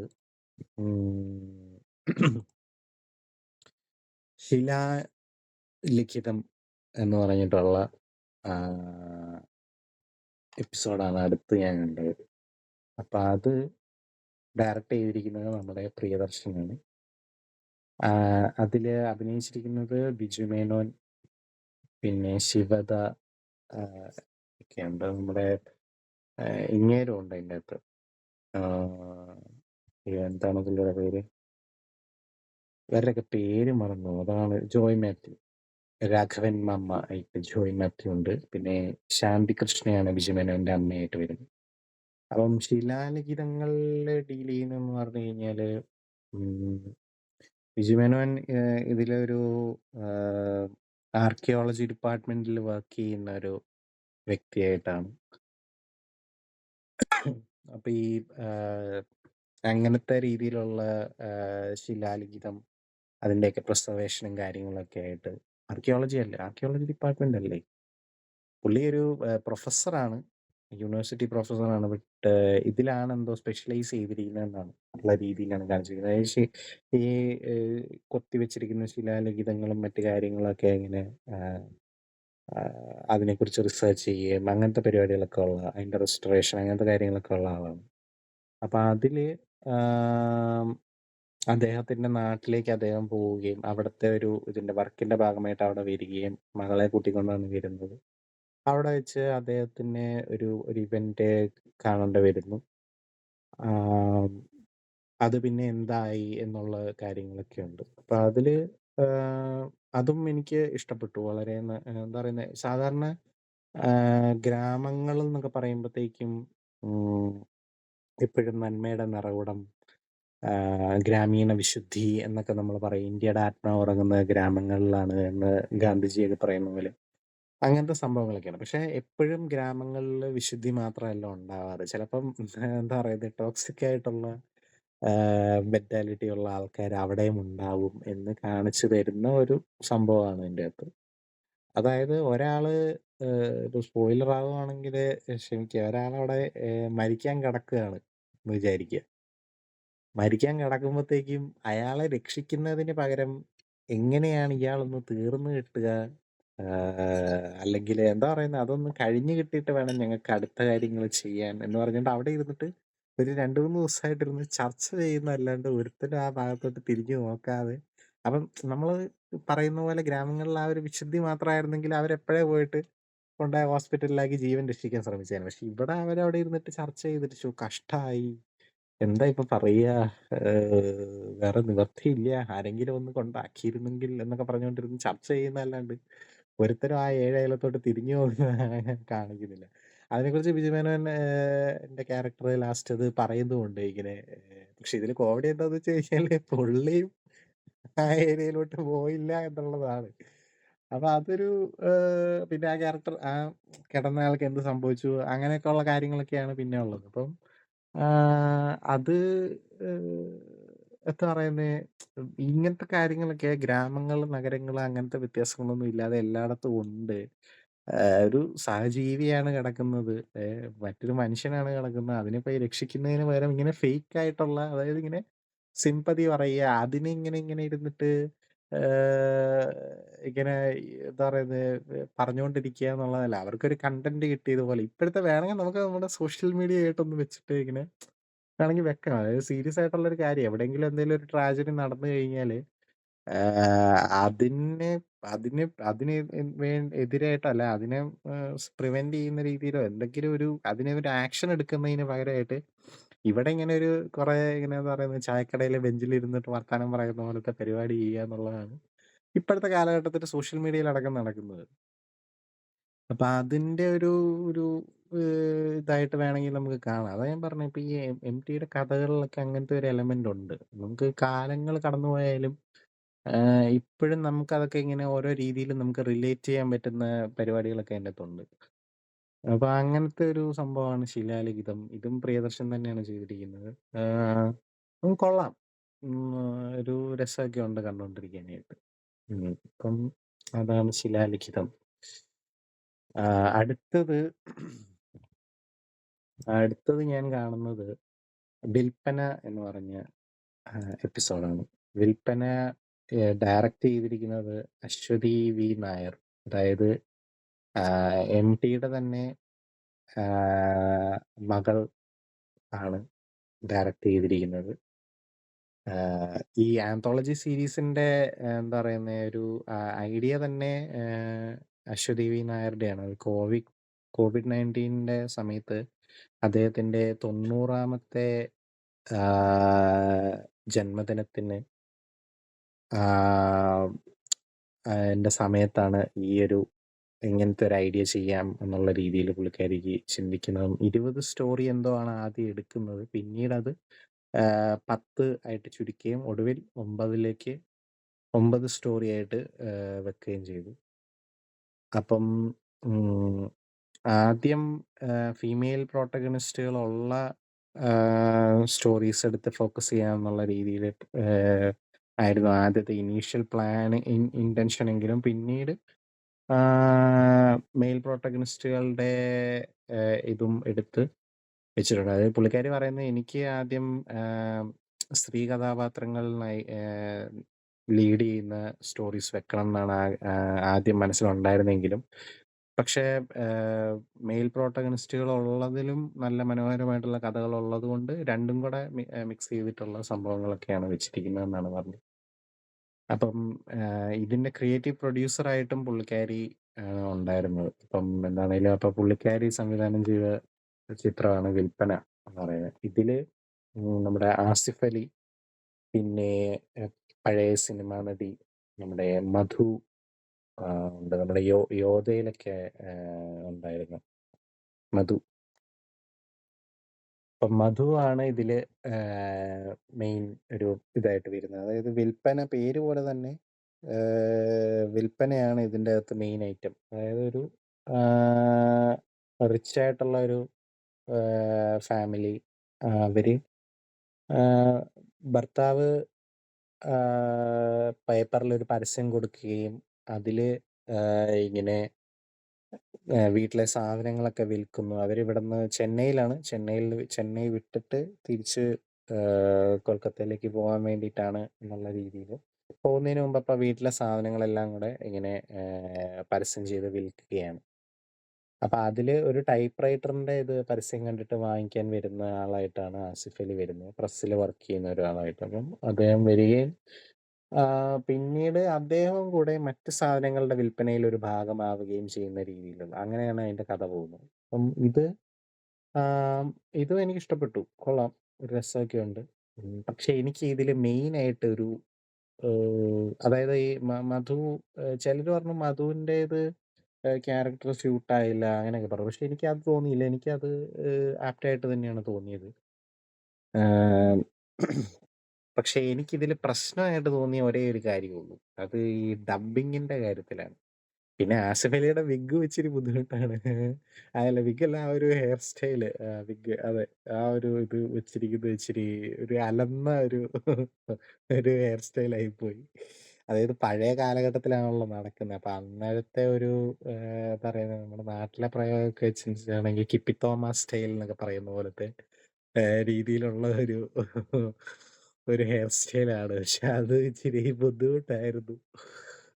അത് പിന്നെ കുഴപ്പമില്ല. പക്ഷെ എനിക്ക് അതല്ല മെയിൻ പ്രശ്നമായിട്ട് തോന്നിയത്. അത് മറ്റേത് നമ്മളിങ്ങനെ ഒന്ന് കാണുമ്പോൾ ഇതെന്തോന്ന് എന്നുള്ളൊരു രീതിയിൽ നമുക്ക് തോന്നുമെങ്കിലും എനിക്ക് മെയിൻ ഇതായിട്ട് തോന്നിയത് ഈ ഭാഗ്യലക്ഷ്മിയാണ് ഇതില് മധുവിന്റെ ഡബ്ബിങ് ചെയ്തിരിക്കുന്നത്. അത് ഇച്ചിരി ബുദ്ധിമുട്ടായിട്ട് എനിക്കറിയില്ല എന്താണെന്ന് എനിക്കറിയില്ല. മേ ബി വർഷങ്ങളായിട്ട് പല ഇതിനകത്തും ഇങ്ങനെ ഇവരുടെ ഡബ്ബിങ് ഇങ്ങനെ കണ്ട് അതിന്റെ ഒരു പ്രശ്നമാണോ? അതോ ഈ ഒരു ഇതിന് എന്തോ എനിക്ക് അങ്ങോട്ടൊരു ഒരു ഒരു തൃപ്തി വന്നില്ല. എന്തോ ഒരു കുറച്ച് ഇറിറ്റേറ്റിംഗ് ആയിട്ട് നമുക്കിങ്ങനെ തോന്നി. അത് ഇങ്ങനെ മുഴച്ച് നിൽക്കുന്ന പോലെ. എന്താന്ന് എനിക്കറിയില്ല. ഞാൻ ഓർത്ത് വേറെ ആരെങ്കിലും വെച്ച് ഡബ് ചെയ്തിരുന്നെങ്കില് നന്നായിരുന്നേനേന്ന് എനിക്ക് തോന്നി. ബട്ട് അത് ഇപ്പം മണിച്ചിത്രത്താഴൊക്കെ റീസെന്റ്ലി റിലീസ് ചെയ്തു. അതൊക്കെ എന്താ പറയുന്നത് നമ്മള് കണ്ടാണ്. അതില് ഭാഗ്യലക്ഷ്മിയാണ് ഡബ് ചെയ്തിരിക്കുന്നത്. ഭാഗ്യലക്ഷ്മി മാത്രമല്ല. ബട്ട് എനിവേയ്സ് അപ്പം മറ്റ് കുറെ പടങ്ങൾ അവര് ഒരുപാട് ഇതില് അവർക്ക് ശബ്ദം കൊടുത്തിട്ടുണ്ട്. പക്ഷെ എന്നാലും ഉണ്ടല്ലോ അപ്പൊ അത് നമുക്ക് ഭയങ്കര ഫെമിലിയർ ആയിട്ടുള്ള ഒരു വോയിസ് ആണ്. അപ്പം അതിന്റെ ഒരു പ്രശ്നമാണോ എന്നെനിക്കറിയില്ല. പക്ഷെ അങ്ങനെ വരുമ്പോഴത്തേക്കും ഇപ്പം മമ്മൂട്ടി, ലാലേട്ടൻ അവരുടെയൊക്കെ ശബ്ദവും ഭയങ്കര ഫെമിലിയർ ആവുമല്ലോ. പക്ഷെ എന്നാലും നമുക്ക് അതൊരു ബുദ്ധിമുട്ടായിട്ട് നമുക്ക് തോന്നുന്നില്ലല്ലോ. മേ ബി ആ ഒരു വേരിയേഷൻസ് ഒക്കെ കൊണ്ടുവരുന്നതുകൊണ്ടായിരിക്കാം അവര് ഇതില് കൊണ്ടുവരുന്ന ആ ഒരു അതുകൊണ്ടായിരിക്കും. I don't know. എനിക്ക് കാരണം എന്താന്ന് എനിക്കറിയില്ല. ഇതിലാണെങ്കിലും അവര് തമിഴ് ഐ മീൻ ഒരു ഏഹ്, വേറെ അതായത് ഇവര് കൊൽക്കത്തയിലായിരുന്നു ബേസ്ഡ് ആയിരുന്നു ഈ ക്യാരക്ടർ. അപ്പൊ അതിന്റെ ആഹ്, ഒരു പ്രത്യേക ഒരു അതായത് വേറെ അന്യഭാഷ സംസാരിക്കുന്ന ഒരാള് മലയാളം സംസാരിച്ചാ എങ്ങനെയുണ്ടോ ആ ഒരു രീതിയിലൊക്കെയാണ് ഇതില് പിടിച്ചിട്ടുള്ളത്. പക്ഷെ എന്നാലും ഭാഗ്യലക്ഷ്മി ആയതുകൊണ്ടേ എന്താന്നറിഞ്ഞൂടാ ഒരു ബുദ്ധിമുട്ടായിരുന്നു അത്. ആ ഒരു പ്രശ്നം മാത്രമേ എനിക്ക് അതിന്റകത്ത് തോന്നിയുള്ളൂ. മ മ സ്റ്റോറി വൈസ് ഒക്കെ ഓക്കെയാണ്. നല്ല എന്താ പറയുന്നത്, ഒരുപാട് ഇന്നർ മീനിങ് ഒക്കെ ഉള്ള ഒരു ഇതായിട്ടാണ് തോന്നിയത്. ആ വിൽപ്പനയുടെ ആ ഒരു ടൈറ്റിൽ തന്നെ പല അർത്ഥങ്ങളുണ്ട്. അതുകൊണ്ട് എനിക്ക് അത് വേറെ പ്രശ്നമൊന്നും തോന്നിയില്ല. ഈ ഒരു ഡബ്ബിങ്ങിന്റെ പ്രശ്നം മാത്രമേ ഉള്ളൂ. അത് എനിക്ക് മാത്രം തോന്നിയാണോ അതോ ഇനി മറ്റുള്ളവർക്ക് തോന്നുമോ എന്നുള്ള കാര്യം എനിക്കറിയില്ല. ബട്ട് നിങ്ങൾക്ക് അങ്ങനെ തോന്നിയിട്ടുണ്ടെങ്കിൽ അത് കമന്റിൽ രേഖപ്പെടുത്തി. എനിക്ക് പേഴ്സണലി തോന്നിയത് മറ്റൊരു ആരെങ്കിലും അതിന് കുറച്ചുകൂടെ സ്യൂട്ടബിൾ ആയിട്ടുള്ള വേറെ ആരെങ്കിലും വെക്കുന്നതായിരുന്നു നല്ലത് എന്ന് എനിക്ക് തോന്നിയത്. ക്ലൈമാക്സില് വരുന്ന ഇതൊക്കെ ഞാനത് പ്രതീക്ഷിച്ചു. പക്ഷെ എന്നാലും ഇറ്റ് വാസ് നൈസ്. മൊത്തത്തിൽ കൊള്ളാം. വിൽപ്പന ഇതായിരുന്നു. നല്ലൊരു ചിത്രമായിരുന്നു. ആസിഫ് അലിയുടെ ക്യാരക്ടറാണേലും ആസ് യൂഷ്വൽ ഡീസന്റ് ആയിട്ട് പുള്ളി ചെയ്തിട്ടുണ്ട്. കുഴപ്പമൊന്നുമില്ല. പിന്നെ പുള്ളിയുടെ ആ ഒരു ഹെയർ സ്റ്റൈൽ ഇച്ചിരി കോമഡി ആയിരുന്നു എന്ന് കണ്ടു. അപ്പൊ അതാണ് വിൽപ്പനയെ കുറിച്ച് പറയാനുള്ളത്. അതും കാഴ്ചയുടെ കാര്യം പറഞ്ഞ പോലെ ഇതും ഒരു ഫീമെയിൽ ഓറിയന്റഡ്, ഫീമെയിൽ പെർസ്പെക്റ്റീവിൽ നിന്ന് വരുന്ന ഒരു സംഭവമാണ്. മറ്റേത് കാഴ്ചയുടെ അത്രയും വരുമോന്ന് ചോദിച്ചു കഴിഞ്ഞാൽ അറിയില്ല. ബട്ട് എന്നാലും നല്ല ഡീസന്റ് ആയിട്ടുള്ള ഒരു സംഭവമാണ്. കൊള്ളാം. നല്ലൊരു ഇതുണ്ടായിരുന്നു. പല കാര്യങ്ങളും അതിന്റകത്ത് പറയുന്നുണ്ട്. ഒബ്വിയസ്ലി എംടിയുടെ കഥയായതുകൊണ്ട് തന്നെ ചില അതിന്റകത്ത് വെക്കുന്ന ആശയങ്ങളും കാര്യങ്ങളൊക്കെ ഇമ്പോർട്ടന്റ് ആണ്. അപ്പോഴ് അതൊക്കെ നല്ലായിരുന്നു. ഈ ഒരു ഡബ്ബിങ്ങിന്റെ ഇത് തന്നെ ആ ഒരു പൂർണ്ണമായും ആസ്വദിക്കാൻ എന്നെ അങ്ങോട്ട് സമ്മതിച്ചില്ല. അപ്പൊ അതൊഴിച്ച് ബാക്കി പ്രശ്നങ്ങളൊന്നുമില്ല. നല്ലതാണ്. മധു ആണെങ്കിലും എനിക്ക് ആപ്റ്റായിട്ടാണ് തോന്നിയത്. എനിക്കങ്ങനെ ഒരു എറിച്ച് നിൽക്കുന്ന പോലെ അങ്ങനത്തെ ഒരു ഫീലിംഗ് വന്നില്ല. നല്ല നല്ല രീതിയിൽ അവര് ഡീസന്റ് ആയിട്ട് അവര് ചെയ്തിട്ടുമുണ്ട്. അടുത്തത് 6ാമത് കണ്ടത് ഷെർലോക്ക്. ഷെർലോക്ക് ആണ് ഇതില് എനിക്ക് ഏറ്റവും പേഴ്സണലി ഭയങ്കരമായിട്ട് കണക്ട് ചെയ്യാൻ പറ്റിയത്. കാര്യം ഈ ഷെർലോക്കിന്റെ അകത്ത് നമ്മുടെ ഫഹദ് ഫാസിലും നദിയ മൊയ്തുമാണ് ഉള്ളത്. അവർ രണ്ടുപേരേ ഉള്ളൂ ഇതില്. വേറെ ആരെയും കാണിക്കുന്നില്ല. ബട്ട് ഉണ്ട്, വേറെ കാണിക്കുന്നുണ്ട്. ഒരു ഫോറിനറെ കാണിക്കുന്നുണ്ട്. ഓക്കെ. ബട്ട് എന്നാലും എനിക്ക് പേഴ്സണലി ഭയങ്കരമായിട്ട് കണക്ട് ചെയ്യാൻ തോന്നിയത് ഈ ഷെർലോക്കുമായിട്ടാണ്. ഷെർലോക്കിന്റെ ഒരു സംഭവം എന്താന്ന് വെച്ച് കഴിഞ്ഞാല് നദിയ മൊയ്തുവിന്റെ അടുത്തേക്ക് നദിയ മൊയ്തു ചേച്ചിയാണ് ഫഹദിന്റെ. അപ്പൊ നദിയ മൊയ്തുവിന്റെ അടുത്തേക്ക് വരികയാണ്. അതായത് പുള്ളിക്ക് ജോലി ശരിയാക്കാൻ വേണ്ടിയിട്ടാണ്. അമേരിക്കയിലാണെന്നാണ് പറയുന്നത്. അമേരിക്കയിലാണ് കഥ നടക്കുന്നതായിട്ട് കാണിക്കുന്നത്. അപ്പം നദിയ മൊയ്തുവിന്റെ വീട്ടിൽ വന്നിട്ട് അവരുടെ ഗസ്റ്റായിട്ട് ഫഹദ് നിൽക്കുകയാണ്. പുള്ളിക്കാരത്തിയുടെ ഹസ്ബൻഡ് വേറെ സ്ഥലത്താണ്. അമേരിക്കയിൽ തന്നെ വേറെ സ്ഥലത്താണ് നിൽക്കുന്നത്. അപ്പൊ ഫഹദ് ഇവിടെ വന്ന് നിൽക്കുകയാണ്. ഫഹദിന്റെ ജോലിയും കാര്യങ്ങളൊക്കെ ശരിയാകുന്നത് വരെ. അപ്പം വിസയൊക്കെ എടുത്ത് 2000 സംതിങ് ഡോളർ ഏതാണ്ട് മുടക്കി. 2000 ആണോ 20,000 ആയിരുന്നു, അത് ഞാൻ മറന്നുപോയി. എന്താണേലും അത്രയും മുടക്കിയിട്ട് ആണ് വിസയും കാര്യങ്ങളൊക്കെ ശരിയാക്കി എടുത്ത് 2000 ആയിരിക്കണം. ഒക്കെ മുടക്കി ശരിയാക്കിയിട്ടാണ് ഇവിടെ വരെ കൊണ്ടുവന്നത് അദ്ദേഹത്തിന്. അപ്പം അദ്ദേഹം അവിടെ നിൽക്കുകയാണ്. എനിക്കിത് കണക്ട് ചെയ്യാനായിട്ട് തോന്നിയ കാര്യം എന്ന് വെച്ച് കഴിഞ്ഞാല് ഇത് നടക്കുന്നത് അമേരിക്കയിലായിട്ടാണ് കാണിക്കുന്നത്. But it was shot in Canada. ഇത് ഷൂട്ട് ചെയ്തിരിക്കുന്നത് കാനഡയിലാണ്. ആൽബർട്ട എന്ന് പറഞ്ഞ സ്ഥലത്താണ് ഷൂട്ട് ചെയ്തിരിക്കുന്നത്. കാര്യം എനിക്ക് ഭയങ്കര ഫെമിലിയർ ആണ്. കാര്യം ഞാൻ കാനഡയിലാണുള്ളത്. അപ്പൊ ഇവിടുത്തെ വിന്റർ ആ ലൊക്കേഷനൊക്കെ കാണുമ്പോൾ തന്നെ നമുക്കറിയാം. ഇത് ഇവിടെ ആണല്ലോ എന്നുള്ളത്. അമേരിക്കയും കാനഡയായിട്ട് വലിയ വ്യത്യാസം ഉണ്ടോന്ന് ചോദിച്ചു കഴിഞ്ഞാൽ ഇവിടുത്തെ പല കാര്യങ്ങളിലും ഭയങ്കര സിമിലാരിറ്റീസ് ഉണ്ട്. അവര് തമ്മിലുള്ള ഡിഫറൻസിനേക്കാളും കൂടുതൽ കാനഡയും അമേരിക്കയും തമ്മിലുള്ള സിമിലാരിറ്റീസ് ഭയങ്കരമാണ്. കാര്യം ക്ലൈമറ്റിന്റെ കാര്യത്തിലാണെങ്കിലും ഇവിടുത്തെ ഒരു കൾച്ചർ കാര്യങ്ങളൊക്കെ ആണെങ്കിലും ഒക്കെ ഭയങ്കര സിമിലർ ആണ്. ബട്ട് ഒബ്വിയസ്ലി ഡിഫറൻസസ് ഒക്കെ ഉണ്ട്. ഫുഡിന്റെ കാര്യത്തിലൊക്കെ ആണെങ്കിലും കുറച്ച് ഇതൊക്കെ ഉണ്ടെന്നാണ് തോന്നുന്നത്. ടൈം ലൈനും ടൈം സോണുകളും ഏതാണ്ട് ഏകദേശം ഏറെക്കുറെ എല്ലായിടത്തും ഒരേ ഇതിലാണെന്നാണ് എനിക്ക് തോന്നുന്നത്. പക്ഷെ ഇവിടെ കാനഡയിൽ തന്നെ പല സ്ഥലങ്ങളിൽ പല ടൈം ഉണ്ടല്ലോ. അപ്പൊ അതുകൊണ്ട് ഫോർ എക്സാമ്പിൾ എടുക്കുവാണെങ്കിൽ ഓട്ടോവയിലെ ക്കാളും 2 മണിക്കൂർ പുറകിലാണ് ആൽബർട്ട കിടക്കുന്നത്. ഐ മീൻ ഒണ്ടാരിയോ ആൽബർട്ട കിടക്കുന്നത്. ഇപ്പം അപ്പം അങ്ങനെ പല തരത്തിലും പല സ്ഥലങ്ങളിലും പല ടൈം സോണുകളൊക്കെ ഉള്ള ഒരു സ്ഥലമാണ്. ഇപ്പൊ ഇവിടുത്തെ വിന്ററുകളൊക്കെ ഇങ്ങനെ ഇതിനകത്തൊരു ഡയലോഗുണ്ട്. നദിയ പറയുന്നുണ്ടായിരുന്നു. 8 മണിയാകുമ്പോഴത്തേക്ക് ഇവിടെ ഇരുട്ടാവും എന്ന് ഫഹദിന്റെ അടുത്ത്. ഫഹദ് അവിടെ വീട്ടിൽ വന്ന് കേറുമ്പോഴത്തേക്ക് പറയുന്നുണ്ട്. അപ്പൊ ഇവിടെ 8 മണിക്കല്ല, വിന്ററിന്റെ സമയത്ത് ഇവിടെ വൈകുന്നേരം ഒരു 4 മണി, ഒരു 3 മണി 4 മണിയൊക്കെ ആകുമ്പോ തന്നെ നമ്മുടെ നാട്ടിൽ ഏതാണ്ട് ഒരുമാതിരി 7 മണി 8 മണി വൈകിട്ടത്തെ പോലത്തെ ഒരു ഇതാവും. അപ്പൊ വൈകിട്ട് 8 മണി എന്നൊക്കെ പറയുമ്പോഴത്തേക്ക് ഒരുമാതിരി പാതിരാത്രി പോലെ കൂരിരുട്ടാണ് വിന്ററിന്റെ സമയത്ത്. അപ്പൊ എനിക്കത് ഭയങ്കരമായിട്ട് കണക്ട് ചെയ്യാൻ പറ്റി. പിന്നെ മോർ ഓവർ ദാൻ അതിലും എന്താ പറയുന്നത്, എനിക്ക് റീസെന്റ്ലി ഒരു 2 മാസം മുമ്പ് നമ്മുടെ ഈ പോഡ്കാസ്റ്റ് ചാനലിൽ കുറച്ച് ഗ്യാപ്പ് വരാനായിട്ട്, വേറെ എപ്പിസോഡുകളിലൊക്കെ വരാനായിട്ട് ഗ്യാപ്പ് വരാൻ കാരണം എന്ന് വെച്ച് കഴിഞ്ഞാൽ ഞാനൊരു യാത്രയിലായിരുന്നു. അപ്പം ഫഹദിന്റെ സെയിം സിറ്റുവേഷനാണ് എനിക്കുണ്ടായത്. അപ്പൊ ഇതിലെന്താന്ന് വെച്ച് കഴിഞ്ഞാല് ഫഹദ് ആ വീട്ടിൽ ചെന്ന് കഴിയുമ്പോഴത്തേക്ക് ഈ ചേച്ചി നദിയ മൊയ്തുവിന്റെ ക്യാരക്ടർ ജോലിക്ക് പോകും. അപ്പൊ ഫഹദ് ഒറ്റയ്ക്കേ ഉള്ളൂ അവിടെ. അപ്പൊ അവിടെ ഒരു പൂച്ചയുണ്ട്. ആ പൂച്ചയുടെ പേരാണ് ഷെർലോക്ക് എന്ന് പറയുന്നത്. ഈ എറണം കെട്ട പൂച്ച അവൻ എവിടെ തിരിഞ്ഞു കഴിഞ്ഞാലും അവന്റെ പുറകിലുണ്ട്. അതായത് അവനെ വാച്ച് ചെയ്യുന്ന ഒരു സ്പൈ പോലെ. ഇവൻ എവിടെ പോയാലും അവിടെ ഉണ്ട്. എങ്ക പാത്താലും നീ എന്ന് പറയുന്ന ഒരു അവസ്ഥ. സെയിം സിറ്റുവേഷൻ ആയിരുന്നു എനിക്ക്. ഞാൻ കുറച്ച് അതും ഈ ഇവർ ഷൂട്ട് ചെയ്തിരിക്കുന്ന ആൽബർട്ടയിലാണല്ലോ. ഞാൻ പോയതും ആൽബർട്ടയിലാണ്.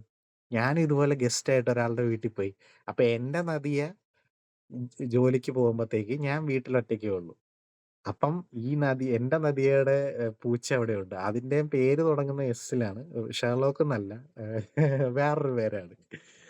അപ്പൊ എന്റെ നദിയെ ജോലിക്ക് പോയി കഴിയുമ്പോഴത്തേക്ക് ഞാനിവിടെ വീട്ടിൽ ഇരിക്കുമ്പോഴത്തേക്ക് ഇവക്കടെ ഈ പൂച്ച ഈ പറഞ്ഞ പോലെ എവിടെ തിരിഞ്ഞാലും അത് ഭയങ്കര ആക്യുറേറ്റ് ആണ് കേട്ടോ. എനിക്ക് ആ ഷെർലോക്ക് കണ്ടോണ്ടിരുന്നപ്പോഴത്തേക്ക് ഞാൻ ഓർത്തു, എന്റെ ദൈവമേ ഇത് തന്നെയാണല്ലോ എനിക്ക് സംഭവിച്ചത്. ഈ പൂച്ച ഉണ്ടല്ലോ, നമ്മളത് അതിന്റെ അകത്ത് നിങ്ങളാ എന്താ പറയുന്ന ആ എപ്പിസോഡ് കാണുമ്പോഴത്തേക്ക് നിങ്ങൾ ഓർക്കും, ഓ പൂച്ച ഇത് ഇങ്ങനെ പുറകെ നടക്കുന്നു, കൊള്ളാം. ഒരു ഒരു സിനിമയുടെ ഒരു മാജിക് ആയിട്ട് നിങ്ങൾ തോന്നരുത്. ഇത് നിങ്ങൾ നോക്കിക്കോ, നിങ്ങൾ ഏതെങ്കിലും ഒരു വീട്ടിൽ ഇതുപോലെ പൂച്ചേനെ വളർത്തുന്നുണ്ടെങ്കിൽ അവിടെ പോയി നിങ്ങൾ ഗസ്റ്റ് ആയിട്ട് നിന്ന് നോക്ക്. നിങ്ങളെ കറക്റ്റ് ആയിട്ട് ഇതുപോലെ പുറകെ നടന്ന് വാച്ച് ചെയ്യുമെന്നാണ് എനിക്ക് തോന്നുന്നത്. കാര്യം എനിക്കങ്ങനെ ഉണ്ടായത്. ഞാനവിടെ എന്റെ നദിയെ പോയി കഴിയുമ്പോഴത്തേക്ക് ഞാൻ വീട്ടിൽ ഒറ്റയ്ക്കാണല്ലോ. അപ്പൊ നമ്മളിപ്പോ എന്തെങ്കിലും ഉണ്ടാക്കി കഴിക്കണമെന്നോ അല്ലെങ്കിൽ അങ്ങോട്ടോ ഇങ്ങോട്ടോ ഒന്ന് മാറുകയെന്ന് വെച്ച് കഴിഞ്ഞാൽ ഈ സാധനം ഇങ്ങനെ പുറകെ നടക്കും. ഇതിങ്ങനെ എന്നിട്ട് ഇങ്ങനെ വന്ന് നോക്കി നിൽക്കും. ഇവിടെ എവിടെയെങ്കിലും അനക്കം കേട്ട് കഴിഞ്ഞാൽ ഒടനെ നമ്മളൊന്ന് ബാത്റൂമിൽ പോയാൽ പോലും ഉണ്ടല്ലോ, അങ്ങോട്ട് പോകുമ്പത്തേക്ക് പുറകിൽ ആരും ഉണ്ടാവില്ല. കതക് തുറന്ന് പുറത്തിറങ്ങി കഴിയുമ്പത്തേക്കും ഇതിങ്ങനെ വാതുക്കെ ഇരിപ്പുണ്ടാവും. എന്തായിരുന്നു നീ പരിപാടി എന്നുള്ള രീതിയില്. എവിടെ തിരിഞ്ഞാലും എങ്ക പാത്താലും നീ എന്നുള്ള അവസ്ഥയില് ഇതിങ്ങനെ അകത്ത് തന്നെ. അതും അതിന്റകത്തെ പോലെ ഷെർലോക്കിനെ പോലെ തന്നെ ഇവിടെ എന്ന് പറഞ്ഞു കഴിഞ്ഞാല് നമ്മുടെ നാട്ടില് നമ്മൾ ഈ ചോറും മീനും അങ്ങനത്തെ കാര്യങ്ങളൊക്കെ കൊടുക്കുന്നോണ്ട് പൂച്ചകൾ എന്ത് വേണേലും തിന്നോളും. പക്ഷെ ഇവിടത്തെ പൂച്ചകൾ അങ്ങനെയല്ല. കാര്യം ഇതുങ്ങൾക്ക് ഇവിടെ ക്യാറ്റ് ഫുഡ്, അല്ലെങ്കിൽ പട്ടികളാണെങ്കിൽ ഡോഗ് ഫുഡ്, അങ്ങനെ അവർക്ക് വേണ്ടിയിട്ട് സ്പെഷ്യൽ ഫുഡ് ഇവിടെ കടകളിൽ വാങ്ങിക്കാൻ കിട്ടുന്നോണ്ട് അത് കൊടുത്ത് അതേ ഇതുങ്ങള് തിന്നൊള്ളൂ. അപ്പൊ നമ്മളെന്തെങ്കിലും വേറെന്തെങ്കിലും വെച്ച് കൊടുത്ത് കഴിഞ്ഞാല് അതുങ്ങള് കഴിക്കില്ല. അപ്പൊ ഇതിന്റകത്ത് നദിയ അതിനോട് പറയുന്നുണ്ട്. ഇവള് എന്താ പറയുന്നെ, ക്യാറ്റ് ഫുഡ് ഇന്നതേ കഴിക്കുകയുള്ളൂ. നീ വേറെന്തെങ്കിലും വെച്ച് കൊടുത്താല് നമ്മള് കഴിക്കില്ല. ഇതേ ഡയലോഗ് എന്റെ നദിയ എന്നോട് പറഞ്ഞിട്ടുണ്ട്. അതായത് ഇങ്ങനെ നീ അതിന് വേറെ എന്തെങ്കിലും വെച്ച് കൊടുത്ത് കഴിഞ്ഞ് കഴിഞ്ഞാല് അത് കഴിക്കത്തില്ല. അവള് ക്യാറ്റ് ഫുഡ് മാത്രമേ കഴിക്കുകയുള്ളൂ. അവൾക്ക് സ്പെഷ്യൽ ഫുഡുണ്ട്. അപ്പൊ അതിന് ഇതുപോലെ തന്നെ അതില് മറ്റേ നദിയയുടെ പൂച്ചേനെ ലോണ്ടറി റൂമിന്റെ അവിടെ ഇങ്ങനെ കതക് ഇങ്ങനെ തുറന്ന് വെച്ചിരിക്കും. അവിടെ അതിന് വേണ്ടിയിട്ട് ഒരു പാത്രത്തില് അതിന് വേണ്ട ക്യാറ്റ് ഫുഡ്, അപ്പുറത്തെ പാത്രത്തില് വെള്ളം. അതും സ്പെഷ്യലായിട്ട് ഇങ്ങനെ മറ്റേ ഇത് വെച്ചിട്ടുണ്ടാവും, ഇങ്ങനെ ഡിസ്പെൻസ് ചെയ്യാനായിട്ട്. അതിനകത്ത് നമ്മളിങ്ങനെ വെച്ച് കൊടുത്താൽ മതി. അപ്പൊ ഇനി ഫുഡ് ഇങ്ങനെ ഓട്ടോമാറ്റിക് ആയിട്ട് ഡിസ്പെൻസ് ചെയ്യും. അപ്പൊ ഇത് പോയി അവിടെ ആവശ്യമുള്ള പോയി കഴിച്ചോളും. പിന്നെ അതിന് അപ്പിയിടാനൊക്കെ ആയിട്ട് പോയിട്ട് ലിറ്റർ ബോക്സ് വേറെ വെച്ചിട്ടുണ്ടാവും. മറ്റേ ഇതൊക്കെ നിറച്ചിട്ട്, മണ്ണൊക്കെ നിറച്ചിട്ട് അത് സെപ്പറേറ്റ് ആയിട്ട് വെച്ചിട്ടുണ്ട്. അപ്പൊ ഈ ഒരു സിസ്റ്റം തന്നെയാണ് അവിടെ ഞാനും കണ്ടത്. ഇത് പോയി അവിടെ പോയി തിന്നോളും. അപ്പൊ നമ്മള് ഇതിന്റെ ഫഹദ് ഇങ്ങനെ ഇടയ്ക്ക് ഇങ്ങനെ ഇങ്ങനെ വെച്ച് കൊടുത്ത് നോക്കുന്നുണ്ടെന്ന് ഇങ്ങനെ കഴിക്കാൻ വേണ്ടിയിട്ട്. ഞാനും അതുപോലെ വെച്ച് കൊടുത്ത് നോക്കി. അത് കഴിച്ചില്ല. അപ്പൊ അതില് അപ്പൊ അത് എനിക്ക് ഭയങ്കരമായിട്ട് അങ്ങോട്ട് കണക്ട് ചെയ്യാൻ പറ്റി. ഫഹദിന്റെ ആ ഒരു അവസ്ഥയൊക്കെ. ഞാനൊരു ഒരാഴ്ച എന്തോ ഞാൻ നിന്നൊള്ളൂ. അവനവിടെ മാസങ്ങള് നിന്നു. ബട്ട് ഞാനെന്തോ ഒരാഴ്ച ഏതാണ്ടേ നിന്നൊള്ളൂ. ഒരു 10 ദിവസം 9 ദിവസം ആണ്ട് നിന്നത്. അപ്പൊ അത്രയും ദിവസം നിന്ന് കഴിഞ്ഞപ്പോഴത്തേക്കും ഞാനും ഇതുപോലെ തന്നെയായിരുന്നു. ഞാനിങ്ങനെ ഈ ഇതും മാത്രമുണ്ട്, പൂച്ച മാത്രമുണ്ട്. അപ്പൊ നമ്മളിങ്ങനെ അവിടെ ഇങ്ങനെ ഇരിക്കുമ്പം ഇതിങ്ങനെ അടുത്ത് വന്നിരിക്കും. അത് ഞാനവിടെ സോഫയില് കിടന്നുറങ്ങിക്കൊണ്ടിരുന്നപ്പോ പാതിരാത്രി ഈ പണ്ടാറം എന്റെ നടുമ്പുറത്തോട്ട് ചാടി ഇറങ്ങി. അതൊക്കെ ഒരു എന്താ പറയുന്നത്, എനിക്ക് ഭയങ്കരമായിട്ട് കണക്റ്റായി ഷെർലോക്ക്. അതിന്റെ അകത്ത് ഫഹദ് പറയുന്നുണ്ട് ഷെർലോക്ക് ഇറങ്ങിപ്പോ പുറത്ത്. ഞാൻ ഓർത്തു നമ്മൾ നോക്കുമ്പോഴത്തേക്കേ കൊടും തണുപ്പാണ് വിന്ററില്. ഈ പൂച്ചയോടാ പറയാ പുള്ളി ഇറങ്ങിപ്പോ ഇറങ്ങിപ്പോ കൊപ്പ വെളിയില് എന്ന് പറയുന്നത്. ഭയങ്കര രസമുണ്ടായിരുന്നു. മഹേഷ് നാരായണനാണ് ഡയറക്റ്റ് ചെയ്തിരിക്കുന്നത്. അപ്പം എനിക്കത് ഭയങ്കരമായിട്ട് കണക്ട് ആയി കേട്ടോ. നല്ല രസമുള്ള ഒരു ഇതാണ്. പ്രോബബ്ലി ഇതില് എന്റെ ഫേവറേറ്റ് എന്ന് പറയാവുന്നത് ഷെർലോക്കാണ്. മേ ബി നിങ്ങൾക്കും അങ്ങനെ തോന്നാം. കാര്യം നല്ല രസമുണ്ട്. ഒരു ഒരു ആനിമൽ ആയിട്ടുള്ള എന്തെങ്കിലും, ഒരു ഹ്യൂമൻ അല്ലാത്തൊരു ആനിമൽ എന്തെങ്കിലും ഒരു ക്യാരക്ടർ ഇൻവോൾവ് ആവുന്നുണ്ടെങ്കിൽ തന്നെ അത് ഭയങ്കര രസമുള്ള ഒരു പരിപാടിയാണ്. അപ്പം ഷെർലോക്ക് അതുപോലെയാണ്. അതിലും ഡീപ്പായിട്ടുള്ള ഇമോഷൻസും കാര്യങ്ങളൊക്കെ ഉണ്ട്. ഏകാന്തത, ഒറ്റപ്പെടല്, അങ്ങനത്തെ വിഷയങ്ങളെ കുറിച്ചൊക്കെ ഡിസ്കസ് ചെയ്യുന്ന ഒരു സംഭവമാണ്. അപ്പൊ അത് ക്ലൈമാക്സിലൊക്കെ വരുമ്പോഴത്തേക്കുള്ള അതിന്റെ പെർഫോമൻസും കാര്യങ്ങളൊക്കെ ആണെങ്കിലും ഭയങ്കര നൈസായിരുന്നു. എനിക്ക് ഭയങ്കരമായിട്ട് പേഴ്സണലി ഭയങ്കരമായിട്ട് കണക്ട് ചെയ്യാൻ പറ്റി. അപ്പൊ ഇതില് സ്പോയിലർ ആവുമെന്ന് എനിക്ക് അറിഞ്ഞൂടാ. എന്താണേലും ഫഹദ് ഒരു പ്രത്യേക സിറ്റുവേഷനില് ഈ പൂച്ചയ്ക്ക് കുറച്ച് വോഡ്ക കൊടുക്കുന്നുണ്ട്. അത് കൊടുത്തപ്പോ ഞാൻ ഓർത്ത്, ആദ്യം കൊടുത്തപ്പോ ഞാൻ ഓർത്താ ഇച്ചിരി കൊടുക്കും. പിന്നെ നോക്കുമ്പോ പുള്ളി ഇങ്ങനെ കൊടുത്തോണ്ടിരിക്കും. ഞാൻ ഓർത്ത് ദൈവമേ, ഇതെങ്ങാനും അടിച്ചു പോവോ തട്ടിപ്പോവോ എന്നൊക്കെ ഞാനിങ്ങനെ പ്രതീക്ഷിച്ചു. അത് തട്ടിപ്പോവോ ഇല്ലയോ എന്നുള്ളതൊക്കെ നിങ്ങള് കണ്ട് തീരുമാനിക്കുക കേട്ടോ.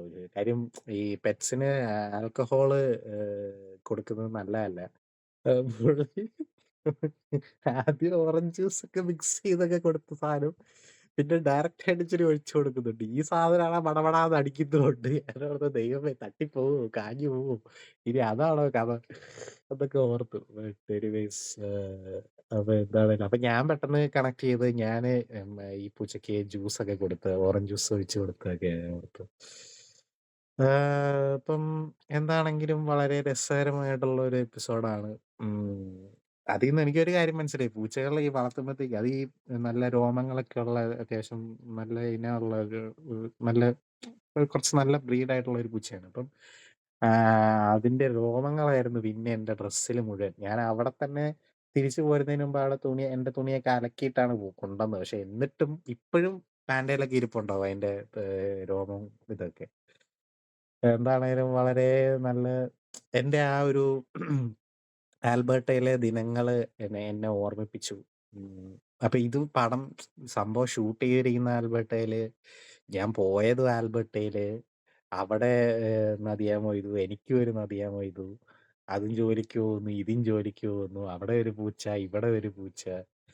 അപ്പൊ അത് ഭയങ്കരായിട്ട് ഭയങ്കര ഏഹ്, എന്താ പറയുന്നെ, ആ ഒരു അവിടുത്തെ അന്നേരം പോയപ്പോ ഉള്ള എന്റെ ഒരു മാനസികാവസ്ഥയും അവിടെ ഒറ്റയ്ക്ക് ഞാനും ഈ പൂച്ചയും, ഇതാണെങ്കി 24 മണിക്കൂർ എന്നെ നോക്കിക്കൊണ്ടിരിക്കും. ഞാൻ അനങ്ങുന്നുണ്ടോ എഴുന്നേൽക്കുന്നുണ്ടോ, അതിന്റെ ഇടയിൽ പാതിരാത്രി വന്നിട്ട് മേത്തൂടെ കയറി നടക്കുക, സോഫയുടെ മണ്ടേന്ന് ചാടി നടുമ്പുറത്തോട്ട് ചാടുക. ഇല്ലെങ്കിൽ ഉണ്ടല്ലോ ഇപ്പുറത്ത് ഞാനിപ്പോ ഇങ്ങോട്ട് തിരിഞ്ഞ് കിടക്കുവാണെങ്കിൽ ഉണ്ടല്ലോ പുള്ളി ഈ സോഫയുടെ സൈഡിൽ കൂടെ വന്നിട്ട് പുള്ളിക്കാരി അതിലിങ്ങനെ ഇങ്ങനെ അതിന്റെ സൈഡിൽ നിന്ന് ഇങ്ങനെ ഇങ്ങനെ എത്തി നോക്കും, ഇവൻ ഇവിടെ ഉണ്ടോ, എന്തു ഇവന്റെ പരിപാടി, ഇടയ്ക്ക് വന്ന് വിളിക്കും. ഭയങ്കര രസമായിരുന്നു. പുള്ളിക്കാരി ഉള്ളതുകൊണ്ട് എന്റെ ആ ഒരു ദിനങ്ങൾ വളരെ എന്താ പറയുന്നത്, എന്റർടൈനിങ് ആയിരുന്നു. ഇല്ലെങ്കിൽ കംപ്ലീറ്റ്ലി ബോറടിച്ചു പോയേനെ. പക്ഷെ പുള്ളിക്കാരി ഉള്ളതുകൊണ്ട് നല്ല എന്റർടൈനിങ് ആയിരുന്നു. അപ്പം ഇതിന്റെ അകത്ത് ഫഹദും ഷെർലോക്കും തമ്മിൽ അടുക്കുന്നത് ആ ഒരു അവര് തമ്മിലുള്ള ഒരു കെമിസ്ട്രി പോലെ തന്നെയായിരുന്നു ഞങ്ങളുടെ ഒരു കെമിസ്ട്രി. അതിലും കുറച്ചുകൂടെ നല്ലതായിരുന്നു കേട്ടോ. കാര്യം ഞാന് വന്ന് ചെന്ന ഒരു ഒരു ദിവസത്തില് തന്നെ ഞങ്ങള് തമ്മില് കമ്പനി ആയായിരുന്നു. ബട്ട് സ്റ്റിൽ ഒരു ആന്റഗോണിസ്റ്റ് റിലേഷൻഷിപ്പ് ഉണ്ടായിരുന്നു. കാര്യം ഇതുപോലെ തന്നെ നമ്മൾ എവിടെ തിരിഞ്ഞു കഴിഞ്ഞാലും അവിടെ വന്ന് നിൽക്കും. എന്നിട്ട് ഇങ്ങനെ നോക്കും ഇവൻ എന്തുവാ ചെയ്യുന്നേ. ചില സമയത്ത് നമുക്ക് തോന്നും ഇങ്ങനെ ഇതിന്റെ കണ്ണിന്റെ അകത്ത് വല്ല ക്യാമറ ഒളിപ്പിച്ച് വെച്ചിട്ടുണ്ടോ? ഇനി മറ്റേ നദിയ മൊയ്തു ഇത് കണ്ടോണ്ടിരിക്കുകയാണോ? അതായത് എന്റെ നദിയ മൊയ്തു കേട്ടോ. ഇത് കണ്ടോണ്ടിരിക്കുകയാണോ? കാര്യം പകതും ഇതുപോലെ തന്നെ ചിന്തിക്കുന്നത്. ഇവനിങ്ങനെ ഇവനിങ്ങനെ ഓരോന്ന് ചെയ്യുമ്പോ ഇത് പോയിട്ട് പുള്ളിക്കാരന്റെ അടുത്ത് ചെന്ന് റിപ്പോർട്ട് ചെയ്യുന്നുണ്ടോ എന്നൊക്കെ പുള്ളി ഇങ്ങനെ ചിന്തിക്കുന്നൊക്കെ ഉണ്ട്. അതിങ്ങനെ പറയുന്നുണ്ട്. അതൊക്കെ ഭയങ്കര രസമാണ് ഇപ്പൊ അത്. അപ്പം ഷെർലോക്ക് നിങ്ങൾ കണ്ടു നോക്കുക. നല്ലതാണ്. നല്ല രസമാണ്. ഇനിയിപ്പോ കൂടുതല് പറഞ്ഞു കഴിഞ്ഞാ പിന്നെ എന്റെ ആൽബർട്ടയിലെ കഥകള് മാത്രം പറയാനേ നേരമുണ്ടാവുള്ളൂ. നമ്മളിവിടെ മനോരഥങ്ങളെക്കുറിച്ച് പറയാനിരിക്കുന്നുണ്ടേ.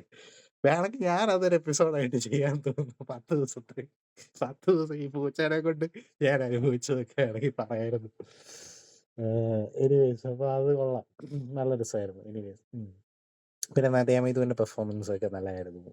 ഫഹദ് പിന്നെ പറയണ്ടല്ലോ. ഫഹദിന്റെ ആ ക്ലൈമാക്സിലെ സംഭവങ്ങളൊക്കെ നൈസ്, നൈസ്, നൈസ്.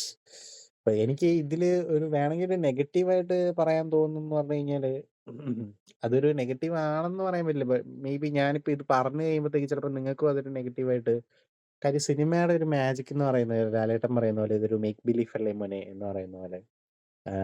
ഇപ്പൊ ഇത് ആൽബർട്ടയിലാണ് ഇത് ഷൂട്ട് ചെയ്തത്. കാര്യം ഇവരിത് പറയും, ഇവര് ഓരോ തവണ ഇത് അമേരിക്കയിലാണ് നടക്കുന്നത്, അമേരിക്കയിൽ അങ്ങനെയാണ്, അമേരിക്കയിൽ ഇങ്ങനെയാണെന്ന് ഇവരിങ്ങനെ പറയുന്നുണ്ട്. അപ്പൊ അത് ഞാനിങ്ങനെ ഓർക്കുമ്പോ അതിനിത് അമേരിക്കയിലല്ലല്ലോ നടക്കുന്നത് എന്നുള്ള ഒരു ബോധം എന്റെ മനസ്സിലുണ്ട്. കാര്യം ഇത് എവിടെയാ ഷൂട്ട് ചെയ്തതെന്നുള്ളത് ആൽബർട്ടയാണെന്നുള്ള കാര്യം നമുക്കറിയാം. അപ്പൊ അതുകൊണ്ട് തന്നെ എന്റെ മൈൻഡിൽ ഇത് കാനഡ ആണല്ലോ. കാനഡ കാണിച്ചിട്ട് പുറത്ത് വീടിന്റെ പുറത്ത് ഒരു അമേരിക്കൻ ഫ്ലാഗ് ഇട്ട ഉടനെ അമേരിക്കയായി മാറും. പക്ഷെ കാണുന്ന മറ്റുള്ളവർക്ക് അത് തോന്നാൻ കാര്യമില്ല. കാര്യം ഞാൻ കാനഡയിലായതുകൊണ്ടും ആൽബർട്ടയിൽ ഞാൻ പോയിട്ടുള്ളതുകൊണ്ടും പിന്നെ ആ ഒരു ക്ലൈമറ്റ് ഒക്കെ ആ ഒരു ഏരിയ കാണുമ്പോൾ തന്നെ നമുക്ക് അറിയാം. നമ്മൾ ഫെമിലിയർ ആണ്. ഇപ്പൊ കുറെ നാളായിട്ട് ഇവിടെ ഉള്ളതുകൊണ്ട് അത് എനിക്ക് ഭയങ്കര ഫെമിലിയർ ആണ്. അപ്പൊ എനിക്ക് പെട്ടെന്ന് അത് കത്തി എവിടെയാന്നുള്ളത്. അപ്പൊ അതുകൊണ്ട് തന്നെ ഏഹ്, എനിക്ക് എന്റെ മനസ്സിൽ ആ ഒരു അത് ഡിസസോസിയേറ്റ് ചെയ്ത് വെക്കാനായിട്ട് എനിക്ക് പറ്റിയില്ല. ബട്ട് അത് വേണമെങ്കിൽ ഒരു നെഗറ്റീവായിട്ട് വേണമെങ്കിൽ പറയാം. പക്ഷെ അത് നിങ്ങൾക്കത് തോന്നണം എന്ന് നിർബന്ധമൊന്നുമില്ല. കാര്യം ഇതുണ്ടല്ലോ 2 സ്ഥലങ്ങളും ഏതാണ്ട് ഏകദേശം കുറെ കാര്യങ്ങളിൽ സിമിലർ ആയതുകൊണ്ടും, പിന്നെ കാനഡയില് എനിക്ക് തോന്നുന്നു ഷൂട്ട് ചെയ്യാനായിട്ട് കുറച്ചുകൂടെ ടാക്സും കാര്യങ്ങളൊക്കെ വരുമ്പോഴത്തേക്ക് അങ്ങനെ ഇവർക്ക് കുറച്ചുകൂടെ എളുപ്പമാണ്. അമേരിക്കനേക്കാളും കുറച്ചുകൂടെ എക്സ്പെൻസ് കുറവാണെന്നാണ് എൻ്റെ അറിവ്. കാര്യം 2 കൺട്രീസ് ഒക്കെ ഷൂട്ട് ചെയ്തത് ഇവിടെ എൻ്റെ ഒരു കൂട്ടുകാരൻ്റെ അങ്കിളിന്റെ ഇതില് അദ്ദേഹമാണ് ഇവിടുത്തെ അതിന്റെ ലൈൻ പ്രൊഡ്യൂസറൊക്കെ. അപ്പൊ അങ്ങേര് പറഞ്ഞ് ഇങ്ങനെ ഇവിടെ ഷൂട്ട് ചെയ്യാനായിട്ടൊക്കെ കുറച്ച് എക്സ്പെൻസ് കുറവാണെന്നാണ് എൻ്റെ അറിവ്. അതുകൊണ്ടായിരിക്കണം അവര് അമേരിക്ക ചൂസ് ചെയ്യാതെ ഇവിടെ ചൂസ് ചെയ്തതെന്ന് എനിക്ക് തോന്നുന്നു. ആ ഒരു ഇതിന്റെ പേരില്. കാര്യം ഡെഡ്പൂൾ ആൻഡ് വോൾവറീൻ ഒക്കെ കാനഡയിൽ ഷൂട്ട് ചെയ്തതാണ്. അതിന് പ്രധാന കാരണം എന്ന് പറയുന്നത് അതിന്റെ പ്രൊഡക്ഷൻ കോസ്റ്റ് ഒക്കെ കുറയും ഇവിടെ ഷൂട്ട് ചെയ്യുമ്പോഴത്തേക്ക്. അതുകൊണ്ടാണ് കാനഡ അവർ സെലക്ട് ചെയ്തത്. പിന്നെ ഓബിയസ്ലി ഡെഡ്പൂളും വൂൾവറീനും കനേഡിയൻസ് ആണല്ലോ. അതിന്റെയും കൂടെ ഇത് കാണും.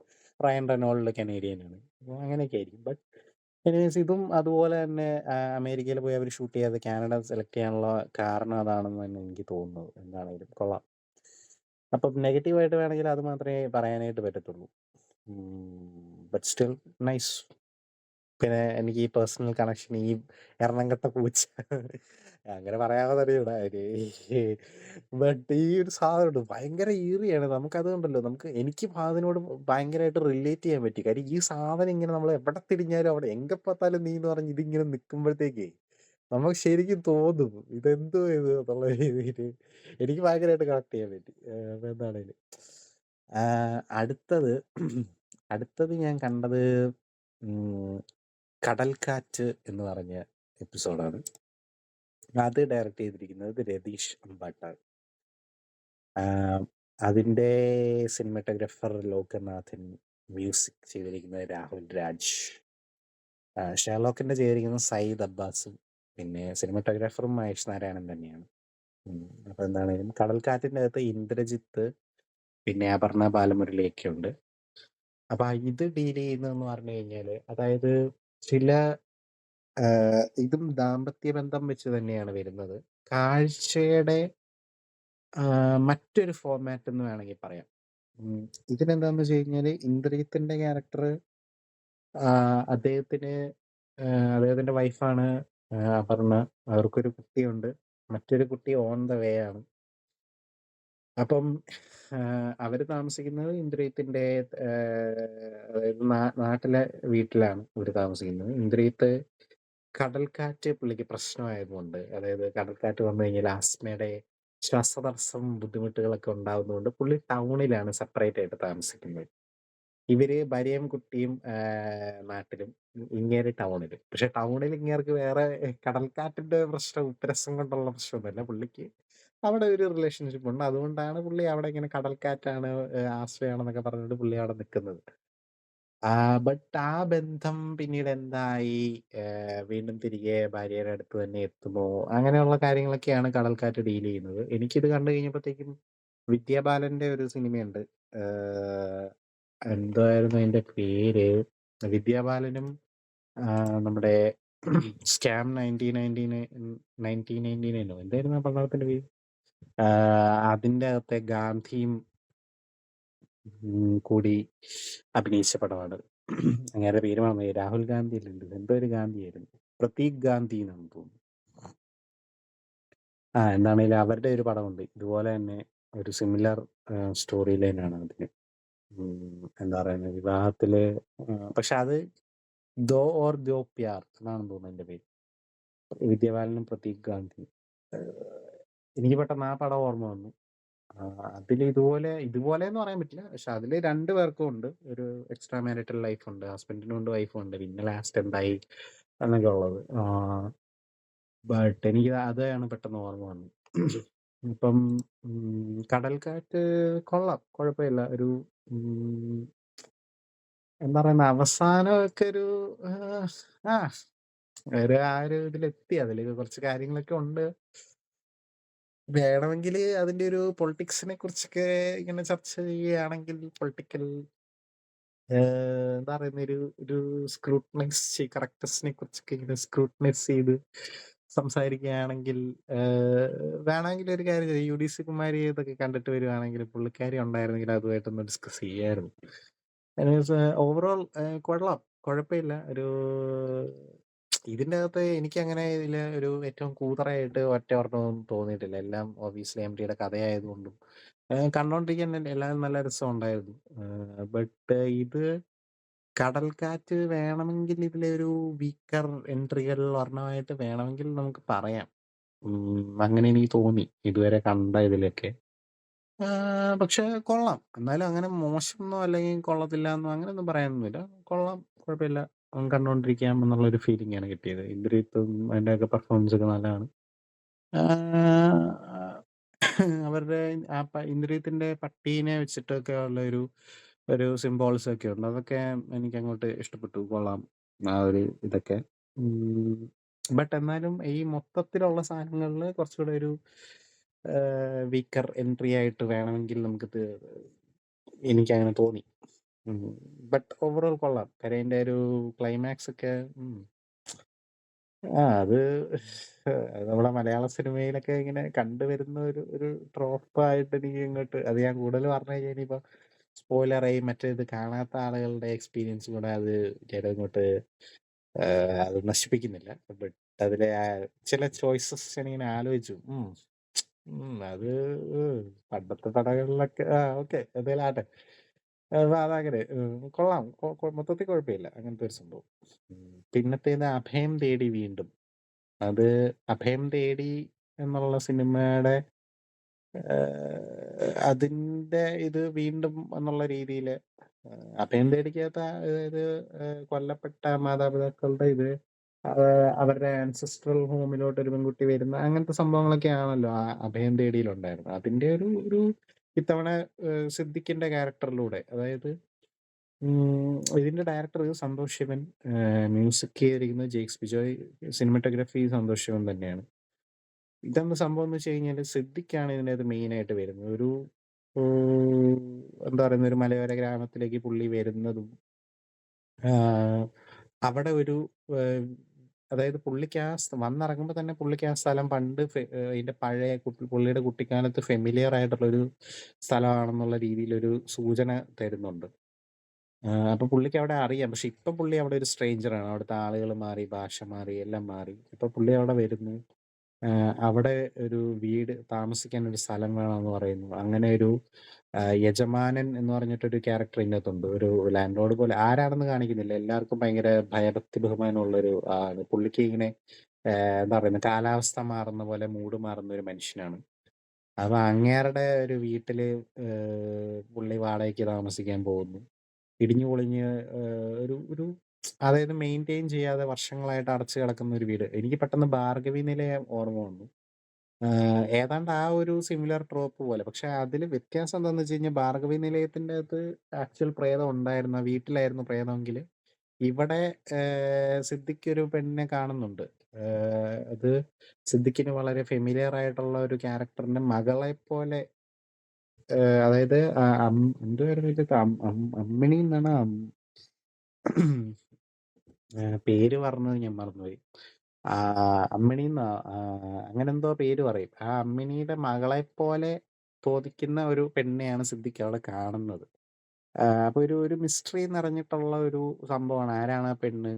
എന്തുകൊണ്ടാ സിദ്ദിഖ് അവളെ ഇങ്ങനെ കാണുന്നെ? പുള്ളിക്കാരിയുടെ കയ്യിൽ ഇങ്ങനെ ഇങ്ങനെ ചുമന്ന വളകളൊക്കെ ഇങ്ങനെ കുറെ കുപ്പിവളകളൊക്കെ ഇങ്ങനെ ഇട്ടിട്ട് അങ്ങനൊരു ഭയങ്കര ഒരു മിസ്റ്റീരിയസ് ആയിട്ട് ഒരു ഒരു യക്ഷി പോലെയൊക്കെ നമുക്കിങ്ങനെ ഒരു ഫീലൊക്കെ തരുന്ന ഒരു ഇത്. പക്ഷെ അതില് സിദ്ദിഖാണ് കാണുന്നത്. മറ്റേതെന്ന് പറഞ്ഞു കഴിഞ്ഞാൽ അവിടെ ഭാർഗവീ നിലയത്തിൽ ശരിക്കും യക്ഷി ഉണ്ടായിരുന്നു. പക്ഷെ ഇവിടെ സിദ്ദിഖിന്റെ മനസ്സിലാണ് സംഭവങ്ങളൊക്കെ ഉള്ളത്. ഈ പെണ്ണാരാ? ഇവരെ എന്തിനാണ് ഈ പുള്ളി ഇങ്ങനെ ഇടയ്ക്കിടയ്ക്ക് ഇങ്ങനെ കാണുന്നത്? എന്താണ് സംഭവം? പുള്ളി ആരാ? എന്നുള്ള കാര്യങ്ങളൊന്നും ഇതിന്റകത്ത് പറയുന്നൊന്നുമില്ല. അതൊരു മിസ്റ്ററിയാണ്. അപ്പൊ അത് എന്താണെന്ന് നിങ്ങള് കണ്ടു നോക്കുക. എന്നാലേ നിങ്ങൾക്കറിയുള്ളൂ. അപ്പം അതിന്റെ ആം, ഒരു മിസ്റ്ററി എലമെന്റ് ഒക്കെ നിർത്തിക്കൊണ്ടുള്ള ഒരു ഒരു എപ്പിസോഡ്. സിനിമാറ്റോഗ്രാഫി സന്തോഷ് ശിവനായതുകൊണ്ട് തന്നെ നല്ല കിടിലൻ ഫ്രെയിമുകളൊക്കെ ഉണ്ട്. നല്ല രസമുള്ള എന്താ പറയുന്നത്, ഭയങ്കര പ്രകൃതിയായിട്ട് ചേർന്ന് നിൽക്കുന്ന പല നൈസ് ഫ്രെയിമുകളുണ്ട്. അപ്പൊ അങ്ങനെ വിഷ്വലി നല്ല രസമാണ്. പക്ഷെ മൊത്തത്തിൽ ആലോചിച്ച് കഴിയുമ്പോഴത്തേക്കും ലാസ്റ്റ് നമുക്ക് ഇതെന്ത് തേങ്ങയൊക്കെയാണ് ഞാനിതിനെ കണ്ടത്? എന്താണ് ഇതിന്റെ ഒരു ഒരു പേർപ്പസ് എന്നുള്ള കാര്യത്തിലേക്ക് നമ്മളെങ്ങനെ ചിന്തിപ്പിക്കും. ലാസ്റ്റ് യജമാനന് വരുന്നൊക്കെ ഉണ്ട്. പക്ഷെ വരുന്ന യജമാനന് വേറൊരു അർത്ഥമാണുള്ളത്. ഇതിവിടെ ഒരു ലാൻഡ് ലോർഡ് ആ ഒരു ഇതിലാണെങ്കിൽ മറ്റൊരു രീതിയിലാണ് ആ യജമാൻ ലാസ്റ്റ് വരുന്നതൊക്കെ. അപ്പൊ അതൊക്കെ ഒരു ഇച്ചിരി എന്താ പറയുന്നത്, എനിക്ക് അങ്ങോട്ട് പറയണമെന്നുണ്ട്. പക്ഷെ ഇനിയിപ്പോ ഇത് സ്പോയിലർ ആവുമോ, നിങ്ങളുടെ എക്സ്പീരിയൻസ് അതിനെ ഇത് കളയുമോ എന്നുള്ളത് കൊണ്ട് എനിക്കത് അറിയില്ല. എന്നാണെങ്കിലും മൊത്തത്തില് നമ്മളിത് കണ്ടു കഴിയുമ്പോഴത്തേക്ക് നമ്മൾ ആലോചിക്കും, എന്തായിരുന്നു ഇതിന്റെ ഒരു ഒരു പേർപ്പസ് എന്നുള്ള രീതിയിൽ നമ്മളെ വേണമെങ്കിൽ ക്വസ്റ്റ്യൻ ചെയ്യാം. നമ്മളത് ആലോചിക്കുകയാണെങ്കിൽ ചിലപ്പോൾ അതിൽ പല അർത്ഥതലങ്ങളുണ്ട്. കാര്യം സിദ്ദിഖ് ടൈറ്റിൽ പോലെ തന്നെ അഭയം തേടി വരുന്ന ഒരാളാണ്.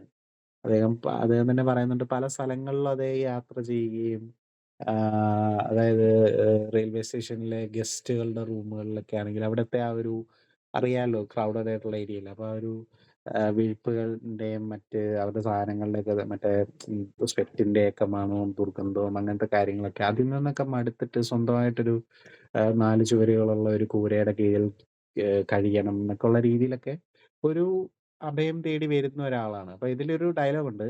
അതായത് ആം, ഇതില് ഈ നരിച്ചീറുകളും എലിയും മറ്റു കാര്യങ്ങളൊക്കെ ഉണ്ട് ഈ വീട്ടില് ഓൾറെഡി.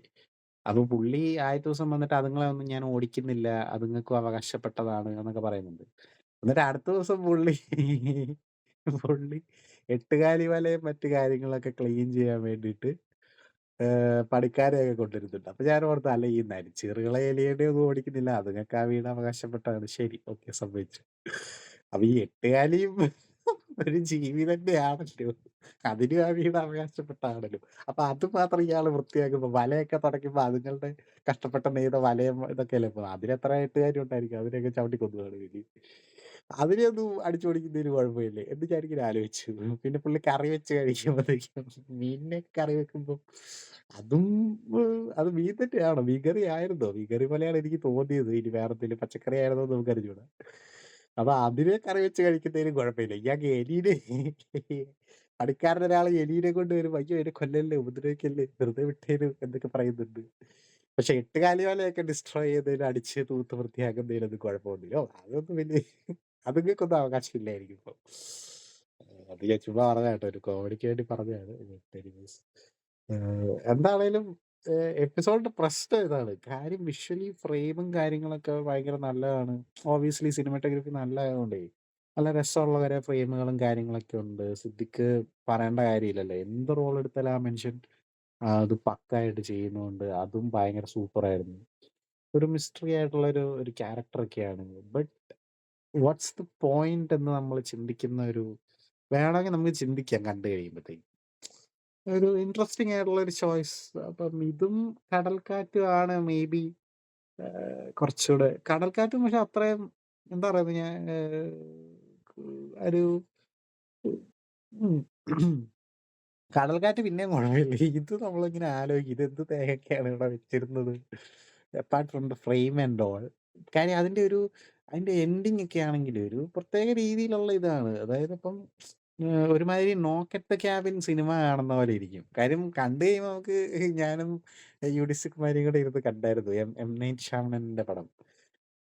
ശ്യാമളാണ്ണൻ കൊള്ളാം. ചെയ്തു വെച്ചിരിക്കുന്നതൊക്കെ കൊള്ളാം. പക്ഷേ ഇത്രയും നേരം കുത്തിയിരുന്ന് കണ്ടത് കളിക്കുന്നോ നീയൊക്കെ? കളിപ്പുള്ളിയോ നിന്റെയൊക്കെ? എന്ന് നമ്മളെ കൊണ്ട് ചോദിപ്പിക്കുന്ന രീതിയിലാണ് അത് പണി വെച്ചിരുന്നത്. അതുപോലെയാണ് ഇതും. ഇത് കാര്യമൊക്കെ കൊള്ളാം, പരിപാടിയൊക്കെ കൊള്ളാം, മിസ്റ്ററി ഉണ്ട്, ഫ്രെയിം എല്ലാം കൊള്ളാം. പക്ഷെ ഞാനിത് എന്ത് തേങ്ങയാണ് ഇരുന്ന് കണ്ടത്? എന്നടാ പണി വെച്ചതൊക്കെ എന്നുള്ള രീതിയില്. നീ എന്ത് കളിക്കുന്നു? കളിയാക്കുന്നു. പക്ഷേ എന്നുള്ള രീതിയില് നമുക്കിങ്ങനെ തോന്നില്ലേ? അങ്ങനെ വേണം നിങ്ങക്ക് തോന്നാൻ സാധ്യതയുണ്ട് കേട്ടോ. എനിക്കിഷ്ടപ്പെട്ടു. പക്ഷെ എന്തായാലും നിങ്ങൾക്ക് അങ്ങനെ തോന്നാൻ സാധ്യതയുണ്ട് എന്നെനിക്ക് തോന്നുന്നു. അതുകൊണ്ട് എന്താണ് നിങ്ങള് കണ്ടു നോക്കുക. ഉം. പിന്നെ അവസാനത്തേത് വരികയാണെങ്കില്, അവസാനം ഞാൻ കണ്ടത് 'സ്വർഗ്ഗം തുറക്കുന്ന സമയം' എന്ന് പറഞ്ഞതാണ്. അതില് നമ്മുടെ നെടുമുടി വേണുണ്ട്, ഇന്ദ്രൻസ് ഉണ്ട്, രഞ്ജി പണിക്കറുണ്ട്. പിന്നെ നമ്മുടെ കൂൾ സ്റ്റാർ കൈലാഷ് അദ്ദേഹമുണ്ട്. അപ്പൊ ഇവരെല്ലാം ഉണ്ട്. നെടുമുടി വേണുവിനെ വീണ്ടും ഇന്ത്യൻ 2-ന് ശേഷം പിന്നെയും കാണുന്ന ഒരു സംഭവമാണ്. അത് ഇച്ചിരി ഇന്ത്യൻ 2-ൽ അറിയാലോ മറ്റേ നമ്മുടെ നന്ദു പൊതുവാളുടെ ശരീരത്തില് കൊണ്ടോയി നെടുമുടി വേണുവിനെ കൊണ്ടോയി പ്രതിഷ്ഠിച്ച് വെച്ചതൊക്കെ ഇച്ചിരി അത് ഞാൻ ഓർക്കുന്നത് എന്തൊരു ചോയ്സാണത്. കാര്യം ഇങ്ങേർക്ക് മറ്റേ ആളെക്കാളും കുറച്ചുകൂടെ ഹൈറ്റും കാര്യങ്ങളൊക്കെ ഉണ്ട്. അപ്പൊ ആ ശരീരം കാണുമ്പോ നമുക്ക് അറിയത്തില്ലേ ശങ്കർ എന്തായിരുന്നു? ഓക്കെ ഷേവ് ചെയ്ത് കഴിയുമ്പോ എന്തോ ഒരു മുഖം എന്തെങ്കിലും സിമിലാരിറ്റി ഉണ്ടെന്ന് പറഞ്ഞാല് ഒരു അറ്റ്ലീസ്റ്റ് നെടുമുടി വേണുവിന്റെ ഒരു ശരീര സ്ട്രക്ചർ ഉള്ള ആരെങ്കിലും വേണ്ടേ? അങ്ങനെ ആരെയും കിട്ടിയില്ലായിരിക്കും ചിലപ്പം. ഇങ്ങേരായിരിക്കും പിന്നെയും ക്ലോസ്‌ലി ഇതായിട്ടുണ്ടായിരുന്നത്. ബട്ട് എന്താണേലും അതില് നല്ല വിയേർഡായിരുന്നു. അത് ആ ഫുൾ ഇതില് അല്ലെങ്കിൽ കുറച്ച് ക്ലോസപ്പ് ആയിട്ടുള്ള ഷോട്ട് എനിക്ക് അറിഞ്ഞൂടാ എങ്ങനെയാ അത് പറയണത്. എന്താണേലും അത് പോട്ടെ. ഇനിയിപ്പം ഇന്ത്യൻ 2 എല്ലാരും എടുത്ത് സോഷ്യൽ മീഡിയയിൽ ഇട്ട് അലക്കുന്നോണ്ടാണ് ഞാൻ പിന്നെ അത് ചെയ്യണോന്ന് ആലോചിച്ചെ. ഇന്ത്യൻ 2 ഒറിജിനൽ ഇന്ത്യൻ 2 ചെയ്യണംന്ന് എന്തായാലും ആഗ്രഹമുണ്ട്. ഒക്കമ്മഗാഡ് അതും പക്ഷെ ഇപ്പൊ ആൾക്കാര് ചെയ്യുന്നോണ്ട് എനിക്കറിയില്ല. അത് നിങ്ങള് പറയ് കമന്റില് പറയ്. വേണമെങ്കിൽ ഞാനും യൂഡിസിയും കൂടെ ഒരു ദിവസം വേണമെങ്കിൽ ചെയ്യാം. അത് ചെയ്യണംന്നുണ്ട്. അതൊരു കാവ്യ സൃഷ്ടി ആയതുകൊണ്ടേ. ഇന്ത്യൻ 2 ഒന്നും അല്ല. ഇതിപ്പോ ശങ്കർ ഇന്ത്യൻ 2 എടുത്തില്ലായിരുന്നെങ്കില് ഒക്കമ്മഗാഡ് മാത്രമേ ഉണ്ടായുള്ളൂ. ഇതിപ്പോ ഇന്ത്യനാന്നും പറഞ്ഞോണ്ട് ഒക്കമ്മഗാഡ് 2 എടുത്ത് വെച്ച പോലെ ഉള്ളതുകൊണ്ട് എന്താണേലും കൊള്ളാം. അത് പോട്ടെ. Different topic. എനിവേയ്സ് അത് നിങ്ങള് പറയ് കേട്ടോ. അത് വേണമെങ്കിൽ ചെയ്യണോന്ന് പറയാം. അപ്പൊ അവസാനത്തെ സ്വർഗ്ഗം തുറക്കുന്ന സമയം അപ്പൊ നെടുമുടി വേണു ഉണ്ട്. നെടുമുടി വേണു അവന്റെ ക്യാരക്ടറ് മരിക്കാൻ കിടക്കുകയാണ്. അപ്പൊ ഇതില് കമലഹാസൻ ഇൻട്രോ കൊടുക്കുമ്പത്തേക്കും ഓരോ എപ്പിസോഡിലും അദ്ദേഹം ഇൻട്രോ കൊടുക്കുന്ന കാര്യം ഞാൻ പറഞ്ഞല്ലോ. അപ്പൊ ഇതില് ഇൻട്രോ കൊടുക്കുമ്പോ അദ്ദേഹം പറയുന്നുണ്ട് ആഹ് അതായത് അച്ഛനമ്മമാരുടെ കാര്യമാണല്ലോ. അതായത് മരിക്കാൻ കിടക്കുന്ന അച്ഛൻ അപ്പൊ മക്കളൊക്കെ പട്ടണത്തിലൊക്കെയാണ്. അപ്പൊ ഇങ്ങേരെ കാണാൻ വേണ്ടി വരുന്നതൊക്കെയാണ് ഇതിന്റെ ഒരു ഇതിവൃത്തം. അപ്പൊ അന്നേരം കമലഹാസൻ പറയുന്ന ഒരു ഡയലോഗുണ്ട്. അതായത് ഏഹ് അച്ഛനമ്മമാര് മാതാപിതാക്കൾ അവരുടെ സ്നേഹത്തിന് കണക്ക് വെക്കാറുണ്ടോ? ഇല്ല എന്ന് പറയാറുണ്ട്. അവിടെയാണ് ആണ്ടവരെ എനിക്ക് അങ്ങയോട് എന്താ പറയുന്നത് ഒരു എതിർപ്പ് വരുന്നത്. കാര്യം ചില അച്ഛനമ്മമാര് എല്ലാത്തിനും കണക്ക് വെക്കാറുണ്ട്. മനസ്സിലായോ? അത് കണക്ക് വെക്കുക മാത്രമല്ല അത് നിങ്ങള് എടുത്ത് പറയുകയും ചെയ്യും. കാര്യം നിങ്ങക്ക് ആ മക്കളോട് അത്ര നിസ്വാർത്ഥമായിട്ടുള്ള സ്നേഹമാണ് ഉള്ളതെങ്കില് ഞാൻ ഇത്രയും നാള് നിന്നെ കഷ്ടപ്പെട്ടാണ് വളർത്തിയത്. അതാണ് ഇതാണ്. നിനക്ക് വേണ്ടി ഞാൻ അത് മുടക്കി, ഇത് മുടക്കി, അങ്ങനെ മുടക്കി എന്ന് ഓരോ തവണയും നമ്മളിങ്ങനെ ഇടയ്ക്ക് വല്ല ഒരു ആർഗ്യുമെന്റ് സേക്കിന് പറയുന്ന പോലെയല്ല. ഇത് നിങ്ങളെ എപ്പഴും ഇടയ്ക്കിടയ്ക്ക് അവര് റിമൈൻഡ് ചെയ്യുന്നുണ്ടെങ്കിൽ അത് കണക്കല്ലേ. ഞാൻ നിനക്ക് വേണ്ടി ഇത്ര കഷ്ടപ്പാട് സഹിച്ചു. നമ്മള് പറഞ്ഞോ കഷ്ടപ്പാട് സഹിക്കാനായിട്ട്? നമ്മള് നമ്മളെ സൃഷ്ടിച്ചു വിടാതെ തന്നെ നമുക്ക് ഇതില് യാതൊരു ചോയ്സും ഇല്ല ഒന്നാമത്തെ കാര്യം. ഇതിപ്പോ ഞാന് മേ ബി യങ് ആയതുകൊണ്ട് ഞാനിപ്പോ ഇങ്ങനെ പറയുന്നു. നാളെ ഒരു അച്ഛനാവുന്ന സമയത്ത് മേ ബി എന്റെ പെർസ്പെക്റ്റീവ് ചേഞ്ച് ചെയ്യാം. എന്നാലും ഞാന് ഇത് കേൾക്കുന്ന ഏതെങ്കിലും മാതാപിതാക്കളുണ്ടെങ്കിൽ നിങ്ങളോട് എനിക്ക് പറയാനുള്ളത്. ഇങ്ങനെ ക കണക്ക് ഇപ്പൊ ആണ്ടവർ പറഞ്ഞ പോലെ മാതാപിതാക്കളുടെ സ്നേഹത്തിന് നിങ്ങള് കണക്ക് പറയാൻ പാടില്ല. നിങ്ങളിങ്ങനെ ഇപ്പൊ ഒരു എന്തെങ്കിലും മകനിപ്പ അല്ലെങ്കിൽ നിങ്ങടെ എന്താ പറയുന്നേ, നിങ്ങളുടെ മക്കള് ഇപ്പം ഏഹ് ശരിയായ പാതയിലല്ല പോകുന്നത്. അവരുടെ ഇതിലെന്തെങ്കിലും നിങ്ങക്ക് ഇതുണ്ടെങ്കിൽ നിങ്ങക്ക് ഇങ്ങനത്തെ കാര്യങ്ങളൊക്കെ പറയാം. അതായത് ഇന്ന ഇന്ന രീതിയിലുള്ള കഷ്ടപ്പാടുകളൊക്കെ ഒബ്വിയസ്ലി അതൊക്കെ നിങ്ങളുടെ മക്കൾ അറിഞ്ഞിരിക്കേണ്ട കാര്യമാണ്. പക്ഷെ അത് ഇങ്ങനെ അവരെ എപ്പോഴും എപ്പോഴും റിമൈൻഡ് ചെയ്തുകൊണ്ടിരുന്നു കഴിഞ്ഞാല്, അതായത് നീയൊക്കെ ഞങ്ങളുടെ അടിമയാണെന്നുള്ളൊരു തോന്നലാണ് അവിടെ വരുന്നത്. അവരെ അൾട്ടിമേറ്റ്ലി അവരെ വേറെ ഒരു സെപ്പറേറ്റ് ഐഡന്റിറ്റിയും കാര്യങ്ങളൊക്കെ ഉള്ള ഇൻഡിവിജ്വൽസ് ആണ്. അപ്പൊ അവരുടേതായിട്ടുള്ള ചിന്തകളും കാര്യങ്ങളൊക്കെ ഉണ്ടാവും. അത് റൈറ്റ് ആണോ റോങ് ആണോ എന്നുള്ളത് രണ്ടാമത്തെ കാര്യമാണ്. അതിൽ നിങ്ങൾക്ക് അവരെ ഗൈഡ് ചെയ്യാം എന്നുള്ളതല്ലാണ്ട് നിങ്ങളുടെ തീരുമാനങ്ങൾ അവരുടെ മേലെ അടിച്ചേൽപ്പിക്കാൻ പറ്റത്തില്ല. നമുക്ക് പല ആഗ്രഹങ്ങളൊക്കെ കാണും. പക്ഷെ അതുപോലെ അവര് വരണമെന്ന് പറഞ്ഞു കഴിഞ്ഞാൽ അത് നടക്കുന്ന പരിപാടി ആയിരിക്കത്തില്ല. അപ്പൊ കണക്ക് പറയുന്നില്ല എന്ന് പറയുന്നുണ്ടെങ്കില് കണക്ക് പറയുന്നുണ്ട്. കണക്ക് പറയുന്ന ചില ടോക്സിക് തന്തമാരും തള്ളമാരും ഇവിടെ ഉണ്ട് എന്നാണ് എനിക്ക് പറയാനുള്ളത്. അവര് ഇത് ഞാൻ പ്രൊജക്റ്റ് ചെയ്യുന്നതാണെന്ന് നിങ്ങൾ വിചാരിക്കരുത്. ആണെന്ന് വിചാരിച്ചാൽ എനിക്ക് കുഴപ്പമില്ല. പക്ഷെ അങ്ങനത്തെ ആൾക്കാരും ഉണ്ട്. അതായത് ഞാൻ നിന്നെ ഇത്ര കഷ്ടപ്പെട്ടിട്ടല്ലേ വളർത്തിയത്. നിനക്ക് വേണ്ടി ഞാൻ ഇന്നയൊക്കെ ചെയ്തു. അത് ചെയ്തു, ഇത് ചെയ്തു. അപ്പൊ നമുക്ക് ചോദിക്കാൻ തോന്നും. ഇതൊക്കെ ചെയ്യാനായിട്ട് ഞങ്ങള് പറഞ്ഞില്ലല്ലോ. എന്തിനാണ് ഇതൊക്കെ ചെയ്തത്? ആവശ്യമില്ലാതെ ഓരോന്ന് ചെയ്ത് വെക്കുകയും ചെയ്യും. എന്നിട്ട് അവസാനം നമ്മുടെ തലയിലോട്ട് ഇതൊക്കെ ഇടുകയും ചെയ്യും. അങ്ങനെയൊക്കെ നമുക്ക് തോന്നും. എനിവേയ്സ്. അപ്പൊ ഇവിടെ എന്താണ് സംഭവം എന്ന് പറഞ്ഞു കഴിഞ്ഞാല്, നെടുമുടി വേണു ഇങ്ങനെ വയ്യാതെ കിടക്കുകയാണ്. അപ്പം ഇന്ദ്രൻസിന്റെ ക്യാരക്ടർ ഉണ്ട് ഇതില്. വളരെ ഇൻട്രസ്റ്റിംഗ് ആയിട്ടുള്ള ഒരു അതായത് ആളുകളെ മരണത്തിലേക്ക് പ്രിപ്പയർ ചെയ്യുന്ന ഒരു ആളായിട്ട്. ഒരുപാട് പേരെ മരിപ്പിച്ചിട്ടുണ്ട് എന്ന് പറയുന്നുണ്ട്. അതായത് മരിക്കാൻ കിടക്കുന്ന ആൾക്കാരെ അവരുടെ ആ ഒരു മരണത്തിലേക്കുള്ള വയ്യാതെ ഇങ്ങനെ കിടക്കുന്ന ആൾക്കാര്, ഏത് നിമിഷവും തട്ടിപ്പോവാന്ന് പറഞ്ഞ് കിടക്കുന്ന ആൾക്കാര്, ആ ഒരു മരണത്തിന്റെ പ്രോസസ്സുമായിട്ട് അവരെ കൂട്ടിക്കൊണ്ട് പോകുന്ന, അവരെ ഗൈഡ് ചെയ്യുന്ന ഒരാളായിട്ട് ആ ഒരു പ്രോസസ്സിലൊക്കെ അവർ പല സ്റ്റേജുകളെ കുറിച്ചൊക്കെ ഇങ്ങനെ പറയുന്നുണ്ട്. ഉം. ഇന്ന ഇന്ന സമയത്ത് മരിക്കും. അല്ല ഇന്ന ഇന്ന കാര്യങ്ങളൊക്കെ അതിനുള്ള പുള്ളിക്ക് കുറച്ച് ലിസ്റ്റും കാര്യങ്ങളൊക്കെ ഉണ്ട്. പുള്ളിക്ക് വേണ്ട കാര്യങ്ങള്. അങ്ങനെ പുള്ളി ഭയങ്കര പർട്ടിക്യുലർ ആയിട്ടുള്ള പെക്യൂലിയർ ആയിട്ടുള്ള ഒരു ക്യാരക്ടറാണ്. ഇങ്ങനത്തെ ക്യാരക്ടർ ഞാൻ ശരിക്കും റിയൽ ലൈഫിൽ കണ്ടിട്ടുമുണ്ട്. അതായത് ഇങ്ങനെ ആഹ്, എനിക്കൊക്കെ ഉണ്ടായിരിക്കുന്ന ഒരു ഭാഗ്യം എന്നൊക്കെ പറഞ്ഞു കഴിഞ്ഞാല്, ഇങ്ങനെ ഈ കുറച്ച് നാട്ടിൻപുറമൊക്കെ ആയിട്ടുള്ള ഒരു സ്ഥലത്തൊക്കെ താമസിച്ചിരിക്കുന്നതുകൊണ്ട് പല കാര്യങ്ങളും ഇങ്ങനത്തെ പട്ടണത്തിൻ്റെതായിട്ടുള്ള അറ്റ്മോസ്ഫിയറും എക്സ്പീരിയൻസ് ചെയ്യാൻ പറ്റിയിട്ടുണ്ട്. ഗ്രാമത്തിന്റെ എക്സ്പീരിയൻസ് ചെയ്യാൻ പറ്റിയിട്ടുണ്ട്.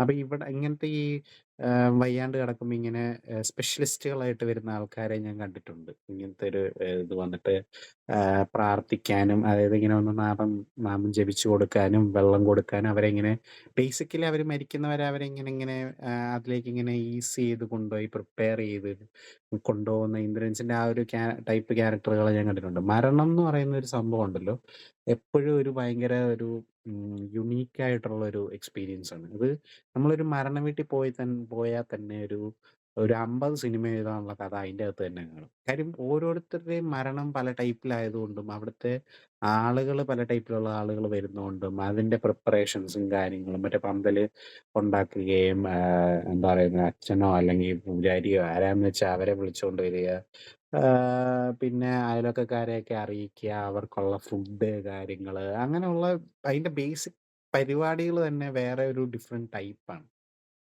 ജനനം എങ്ങനെ ഒരു റിച്വൽ ആവുന്നു അതുപോലെ തന്നെ മരണവും ഒരു റിച്വൽ ആയിട്ടാണ് ഇതിന്റെ അകത്ത് കാണിച്ചിരിക്കുന്നത്.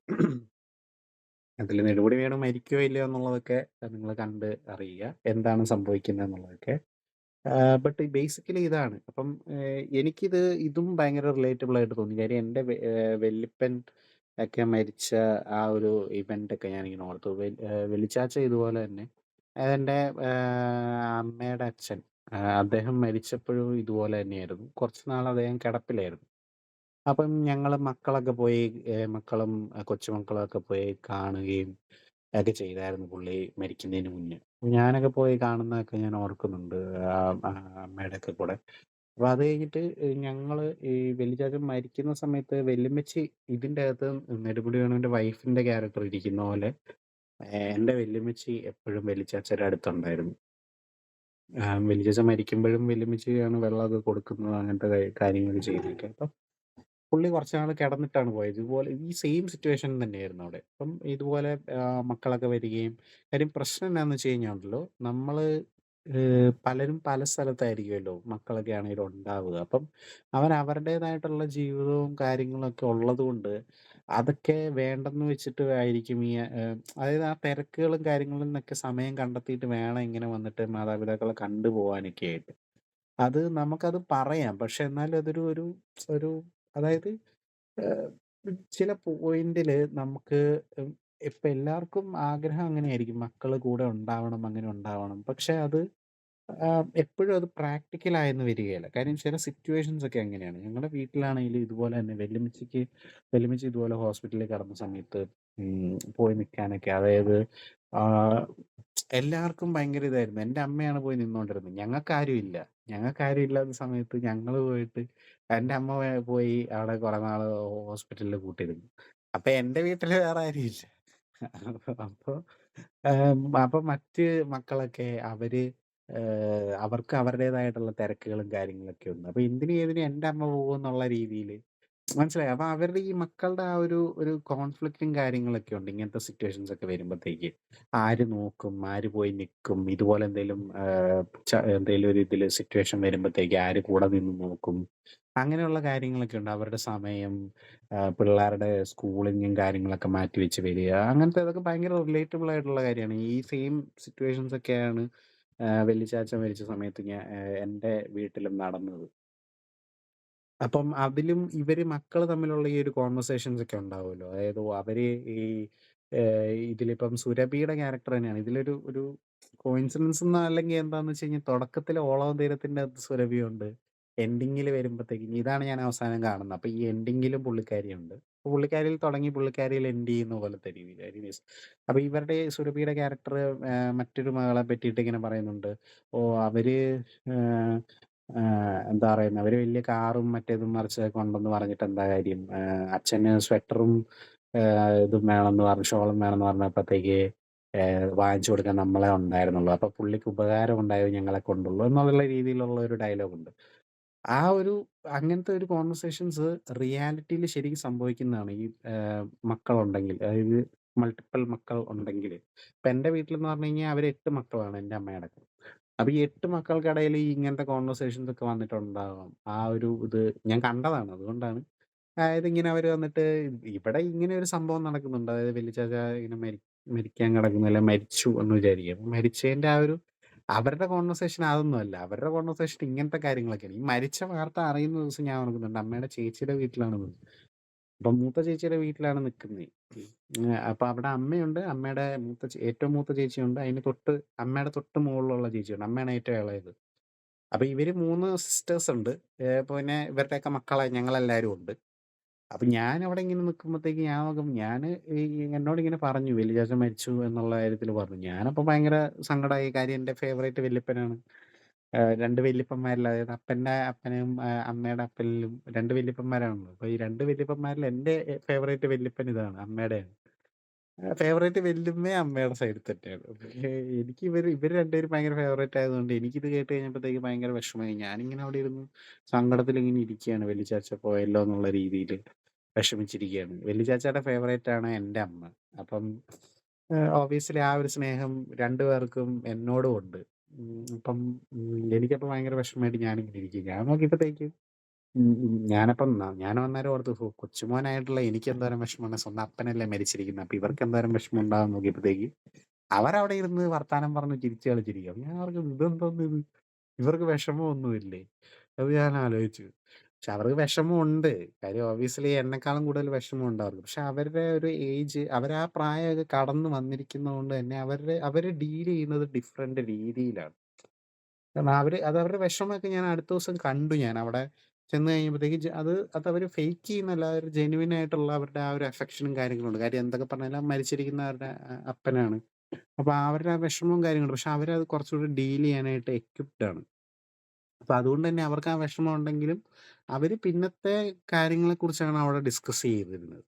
ചുമ്മാ തമാശ പറഞ്ഞിരിക്കുകയല്ലായിരുന്നു. അവര് അടുത്ത ദിവസത്തെ കാര്യങ്ങളെക്കുറിച്ച് ച് പറഞ്ഞുകൊണ്ടിരിക്കുകയാണ്. എങ്ങനെയാണ് അതിന്റെ ചടങ്ങുകള് കാര്യങ്ങളൊക്കെ. അപ്പൊ ഞാൻ ഓർത്തു ഇവർക്കൊന്നും വികാരമൊന്നും ഇല്ലെന്ന് ഞാൻ അന്നേരം ഓർത്തത്. പക്ഷെ അടുത്ത ദിവസമാണ് എനിക്കത് മനസ്സിലായത്. അവർക്ക് ശരിക്കും അതിന്റെ വിഷമമുണ്ട്. ആ ഒരു പെയിനുണ്ട്. ബട്ട് അവരത് ഡീൽ ചെയ്യാൻ എക്വിപ്ഡ് ആണ്. കാര്യം ഒരുപക്ഷെ പ്രായത്തിന്റെ ആ ഒരു ഇതുകൊണ്ടും ആയിരിക്കാം. അപ്പൊ ആ ഒരു ഇവിടെ ആ ഒരു സംഭവങ്ങളൊക്കെ ഞാൻ കണ്ടു. അതായത് ആ ഒരു അവർക്കും ഇവിടെ എന്താന്ന് വെച്ച് കഴിഞ്ഞാല് ഈ എപ്പിസോഡിന്റെ അകത്താണെങ്കിലും അവര് ഒരു ട്രാൻസാക്ഷണൽ ബന്ധം പോലെയാണ് അവർക്ക്. അപ്പന്റെ ആ ഒരു എന്താ പറയുന്നെ എല്ലാരെയും കാണണം, അല്ലെങ്കിൽ അവരവിടെ നിക്കണം എന്നുള്ള അതിന് പുറമെ അവരെല്ലാവരും അവരുടെ ജീവിതമായിട്ട് ബിസി ആയതുകൊണ്ട് തന്നെ ഇദ്ദേഹത്തിന് ഭേദമായി എന്നുള്ളൊരു അത് കുറച്ചൊന്ന് അദ്ദേഹത്തിന്റെ രീതിയിലൊരു ഇംപ്രൂവ് ആകുമ്പത്തേക്കും അവർക്കൊരു സന്തോഷമൊക്കെ വരുന്നുണ്ട്. ബട്ട് അൾട്ടിമേറ്റ്‌ലി അവർക്ക് എങ്ങനേലും പരിപാടി കഴിഞ്ഞിട്ട് വേഗം തിരിച്ചു പോണം എന്നുള്ളൊരു രീതിയിലാണ് അവരവിടെ നിക്കുന്നത്. കാര്യം അത് നമുക്ക് കാണുമ്പത്തേക്കും നമുക്ക് ഓർക്കും എന്താ ഇത് അപ്പനോടും അമ്മയോടും സ്നേഹമില്ലാത്ത മക്കളാണ്. ഒരു ക്രൂരമായിട്ടുള്ള ഒരു രീതിയിലാണെന്ന്. പക്ഷെ ഈ നമ്മള് എന്താ പറയുന്നെ പ്രകൃതിയിലാണേലും അതുപോലെയൊക്കെ തന്നെയാണ്. മക്കള് സ്വന്തം കാലിൽ നിക്കാറാവുമ്പത്തേക്കും അവര് അങ്ങോട്ട് അവരുടെ കാര്യം നോക്കി പോവുകയാണ് ചെയ്യുന്നത്. മനുഷ്യനാണ് പിന്നെ ഇങ്ങനെ ഈ പറഞ്ഞ പോലെ ഇങ്ങനെ അച്ഛനമ്മമാരെയൊക്കെ നോക്കി ഇങ്ങനെ പിടിച്ച് നിക്കുന്ന ഒരു ഇനം. മേ ബി മൃഗങ്ങൾക്കിടയില് ആനകളും അതുപോലെയായിരിക്കും. അപ്പൊ അതുപോലെ ഇന്റലിജൻസ് ക്വോഷ്യ ആഹ്, ഈ കൂടുതലുള്ള ആൾക്കാരാണ് ഇങ്ങനത്തെ ഈ ഒരു ബന്ധങ്ങളൊക്കെ പിടിച്ചു നിർത്തുകയും അങ്ങനത്തെ സംഭവങ്ങളൊക്കെ ഉള്ളത്. അല്ലാത്തതിലൊന്നും ഇങ്ങനത്തെ പരിപാടിയൊന്നും ഇല്ല. ജനിച്ചു വീണ് നടക്കാറാകുമ്പോഴത്തേക്കും അതുങ്ങള് നടക്കും. അത് വിട്ട് പോകും. ഇപ്പൊ സ്വന്തം കാലിൽ നിൽക്കാറാകുമ്പോ അതുങ്ങള് പോകും. വേറെ വഴിക്ക് പോകും. അപ്പൊ അത് നമുക്ക് ക്രൂരമായിട്ട് തോന്നുമെങ്കിലും റിയൽ ലൈഫിലാണെങ്കിലും നമ്മളുടേതായിട്ടുള്ള ജീവിതത്തില് എല്ലാവരും എൻടാങ്കിൾഡ് ആണ്. നമുക്ക് നമ്മുടേതായിട്ടുള്ള തിരക്കുകളും കാര്യങ്ങളും ഉണ്ട്. അതെല്ലാം മാറ്റി വെച്ചിട്ട് എപ്പോഴും നമുക്ക് ഇങ്ങനെ ഇവിടെ നിക്കണം പറ്റിയെന്ന് വരില്ല. അത് ഓരോരുത്തരുടെ സിറ്റുവേഷൻ അനുസരിച്ചാണ്. നമ്മൾ എത്ര മാതാപിതാക്കളുടെ മഹത്വം, സ്നേഹം കണക്കില്ലാതെ അൺലിമിറ്റഡ് സ്നേഹമാണ് തിരിച്ചൊന്നും പ്രതീക്ഷിക്കുന്നില്ല എന്ന് പറഞ്ഞാല് അവരും തിരിച്ച് എന്തെല്ലാം കാര്യങ്ങൾ പ്രതീക്ഷിക്കുന്നുണ്ട്. നമ്മള് എന്താ പറയുന്നേ നമ്മുടേതായിട്ടുള്ള രീതിയില് അവരെ നോക്കണം. ഒരു ഇൻവെസ്റ്റ്മെന്റ് പോലെയാണ് പലപ്പോഴും നമ്മളെ കാണുന്നത്. അല്ലാണ്ട് ഏതെങ്കിലും ഒരാള് അവൻ പഠിച്ചു അവന് നോക്കാനുള്ള സമയായി, അവന് സ്വന്തം കാലിൽ നിൽക്കാനൊക്കെ പറ്റുന്നുണ്ട്. ഇനിയിപ്പോ അവനായി അവന്റെ പാടായി എന്ന് പറഞ്ഞ് വിടുവോ? ഇല്ല. അവര് വിടും. നമ്മുടെ നാട്ടിൽ വിടുമെന്ന് എനിക്ക് തോന്നുന്നില്ല. ഇവിടെയൊക്കെ വിടും. ഇവിടെ എന്തെങ്കിലും ആയിക്കോട്ടെ. അവര് ഏതെങ്കിലും വഴിക്ക് പൊക്കോട്ടെ എന്നുള്ള രീതിയിലാണ്.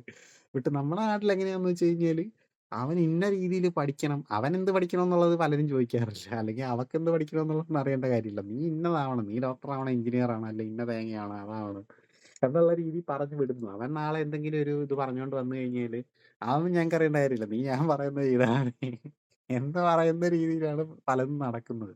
അവരുടെ ഒരു രീതിയിലെന്ന് വെച്ച് കഴിഞ്ഞാൽ പഠിച്ച് നല്ല ജോലി കിട്ടണം, നല്ല ശമ്പളം കിട്ടണം, നല്ല ഒരു പെണ്ണിനെ കല്യാണം കഴിക്കണം, അല്ലെങ്കിൽ നല്ലൊരു ചെറുക്കനെ കല്യാണം കഴിക്കണം. എന്നിട്ട് ഞങ്ങളെ നോക്കണം. ഞങ്ങൾക്ക് അവസാനം നോക്കാനായിട്ട് ഉണ്ടാവണം എന്നുള്ള രീതിയില്. അതായത് ഞങ്ങള് നിങ്ങക്ക് വേണ്ടിയിട്ട് ഇത്ര നാള് കഷ്ടപ്പെട്ടു. ഇനിയിപ്പോ നിങ്ങള് ഞങ്ങളെ നോക്ക്. അപ്പൊ ഒരു ഇൻട്രസ്റ്റ് ബേസ്ഡ് ഉള്ള കാര്യമാണ്. അപ്പം കമലഹാസൻ പറഞ്ഞ പോലെ എന്താ പറയുന്നെ കണക്കില്ലാത്ത സ്നേഹം എന്ന് അതിന് പറയാൻ പറ്റില്ല. കാര്യം സ്നേഹം ഒരിക്കലും തിരിച്ച് നമ്മളിൽ നിന്നൊന്നും എക്സ്പെക്ട് ചെയ്യാൻ പാടില്ല.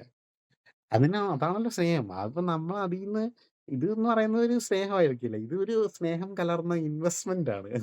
ഞാൻ നിനക്ക് ഇത്രയും കാലം എന്റെ ജീവനും രക്തവും ഇതെല്ലാം കൂടെ ഞാൻ ഇൻവെസ്റ്റ് ചെയ്തു. ഇനി നീയൊക്കെ ഇൻവെസ്റ്റ് ചെയ്തിട്ട് ഞങ്ങളെ നോക്ക് എന്നുള്ളതാണല്ലോ പരിപാടി. അപ്പൊ അതൊരു ഇൻവെസ്റ്റ്മെന്റ് സ്കീമാണ്. ഒരു റിട്ടയർമെന്റ് ഫണ്ട് പോലെ നമ്മളെങ്ങനെ ഉണ്ടാക്കി വിടുന്നു എന്നുള്ള ഒരിതാണ്. കുറച്ച് ബ്ലീക്ക് ആയിട്ട് തോന്നുന്നുണ്ടെങ്കിൽ ക്ഷമിക്കുക. അപ്പൊ അതാണ്. അപ്പൊ ഇവിടെ ആ ഒരു സംഭവമൊക്കെയാണ്. അപ്പൊ എനിക്കിത് ഭയങ്കരമായിട്ട് കണക്ട് ചെയ്യാൻ പറ്റി.